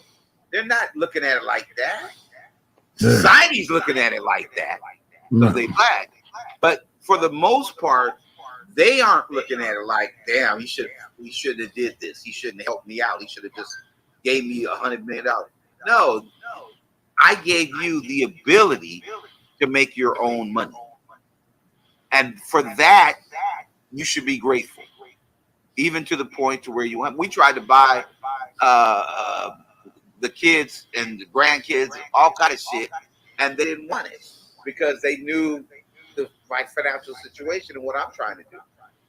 So it was crazy, but no, I there's nothing that gives me more pleasure than helping my family out, helping my kids out, helping my wife out. No, I agree with you. As a man, I understand that completely. If for us, it feels that way, right? But it also hurts a little bit to have to ask for help, and so or to need help. Maybe not everybody feels that way. Just I do. Like I would rather do without. It depends on how urgent it is, right? Like don't get me wrong. If it was the 31st of the month, and I needed $200 for rent, trust me, I'm gonna fucking ask whoever I gotta ask. If I haven't eaten in 2 days, and it's to that point where I have to eat, trust me, I'm gonna ask a motherfucker. But I just think that in or hit a motherfucker over the head and take his walk. Yeah, no, that's probably right. All I'm saying is that we need to live in a society where individually we can afford to do shit, man. That's all I'm saying. There you go. There you go. Now, I agree. You talk about all hands on deck, 2 hands. Yeah, no, I'm saying, yeah. what I'm said by that is you're living in an economy, and this is the point. You can't afford these notions in an economy where individual, you better have the money and the resources to be able to take care of yourself. And if you don't, there's very little available to you. That's the reality, whether people want to face it or not. The reality is that those kids and that extended family, and there's other extended business people and shit like that understand what business you're in, and people work together like that. So I understand that. But to say that you're not raising kids to create wealth and income into a family is just crazy. I don't know what you're talking about. I'm saying what you're saying I'm is saying what the economy is about. I'm not dealing with families. But you're wrong. It's not about that. The economy works. If there's one person in the economy, you think the economy will work? No, the economy only works if the economy works together. I think it's dishonest. I think that the 1%, an economy works. The way the economy is set up, is that you have to be able to sustain yourself. Now you're doing the algorithm is racist argument. No. Oh, I know. The algorithm ain't racist. The motherfuckers who program the algorithm are racist. I think that the point is consists of groups, whether you're 1%, whether you're 99%, whether you're the 87% of whites that are on welfare and food stamps. If we don't work, give me this out. If the economy doesn't work, like I'm putting my 2 hands together with my 4 fingers and the other 4 fingers. If the economy doesn't fit together like that, does it work? It doesn't work for working people, which is what I mentioned before. Don't say that. It's not true. It doesn't. It's interactive. So the bus drivers need to have roads. They need to have roads without big ass craters in them. So the people that work at the Starbucks, right? They have to work with the grocery stores because the grocery stores are the Starbucks. And they have to work with the people that bring in the shipping and all the other shit. And so it has to work together. It can't just be the Marxist model where 1% of the people have all the fucking money and everybody else is scrambling around trying to figure out who they're going to beat over the head so they can get some money. It has to work. Yeah, but most of the resources are owned by the top 1%. That's most in the of white financial resources. Well, that's in the white community. So yes. That's part of the problem. Well, the problem is white people, yes, but that's your problem. No, in general, that's the problem. Bezos, do you think Bezos got that $5,000 from the 1% to start Amazon? Or do you think he got it from the 99%? People who had books that nobody wanted to publish. People who had shit that was already opened and Best Buy wouldn't take it back. So he made his money not off the people that had the yachts and the $25 million to start Google. No, he made money off of people who had a book that nobody wanted to publish. I'll put it on Amazon. Oh, you got this old bike. What's interesting about you, RBR, is this. Yes. It sounds to me like that is reality. Yeah. We're telling you aspects in regards to how this country works economically at this point. No. And what the reality is for a lot of people in this country. Well, that's dishonest. What you're saying is... Well, it's not dishonest. It is, because what you're really saying is we only listen to the people in the top 1% because they have the most money. And that's stupid. Why? Because the people in the 99% that's not what I'm have the saying. most money. The people in the 99%.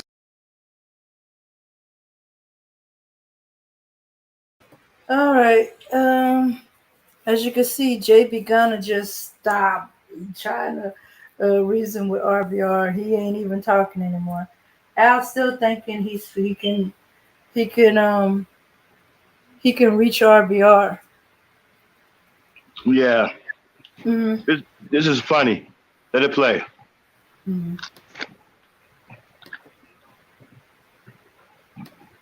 Oh. Okay. 90% of white wealth. And he came back and said, well, that's 45% of the world's wealth. It is, but it's not the majority of the world's wealth. So the 99% of everybody else has more money. You have a lot of money. Obviously, the 1% has a lot of money. I'm not saying they don't. How are you going to get it?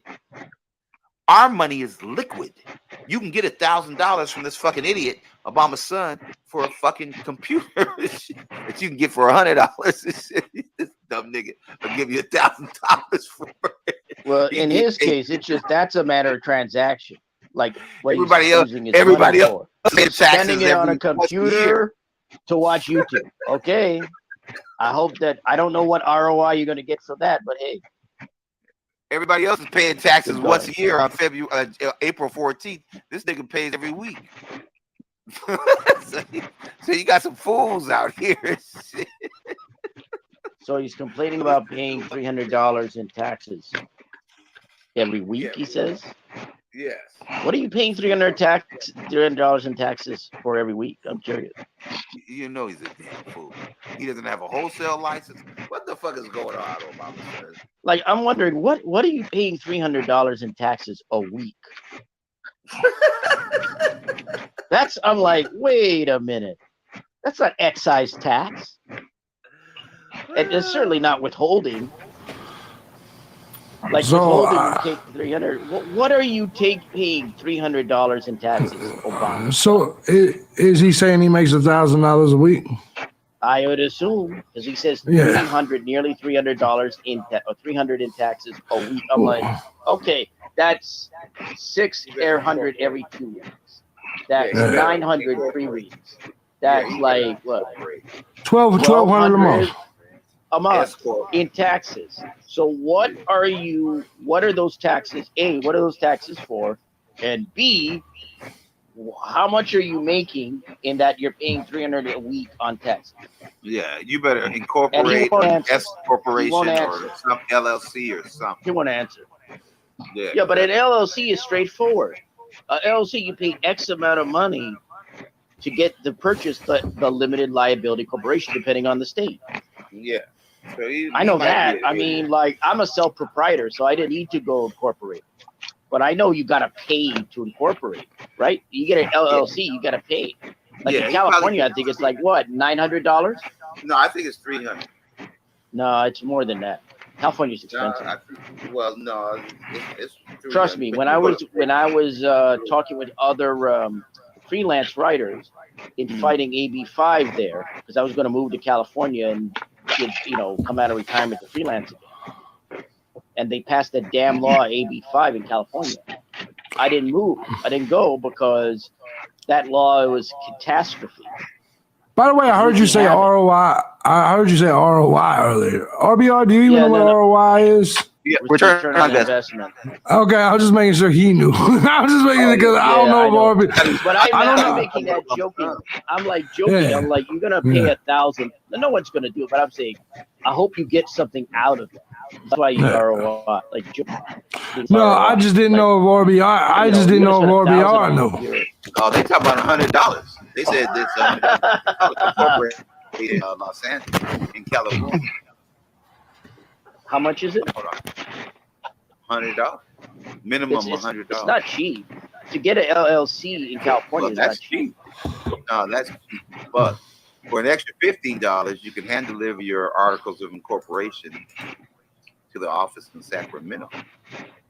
$100. So is that for an LLC? Is that for an LLC? Is that for a limited liability corporation? Yeah. Oh, okay. Man. Yeah, that's not what I heard. I heard it was like 900 to incorporate it. No, I heard 300. I don't know how's going on, but that's the beginning. I'm a sole proprietor, so I don't care. But they were saying, "Oh, when you're a freelance, no. If you're a lawyer, if you get an accountant or a lawyer, they're going to charge you." Oh yeah, sure. Well, yeah. Yeah. All right, everybody. They got to get their fees. But what I'm saying that's enough for the is, RBR show, like Dan. when we were fighting AB5. Let's get on out of here. All right, y'all. We getting ready to shut it down. Again, we were just messing around, had nothing else to do. Wanted to hang out for a little while. So we didn't really plan the show. We just wanted to burn some time. And so we'll probably catch y'all tomorrow when we have the Ladies' Night show. And then I will be doing the Gen Culture on Sunday. All right? So until then, we'll catch you guys later. Dan, you want to say something before we get out of here? Peace, power, unity. Have a good day. See y'all on Saturday night for Ladies' All right, Night. Dan, no music, just end the show. Oh, All right, y'all. okay. Talk to y'all later. Bye. Bye-bye.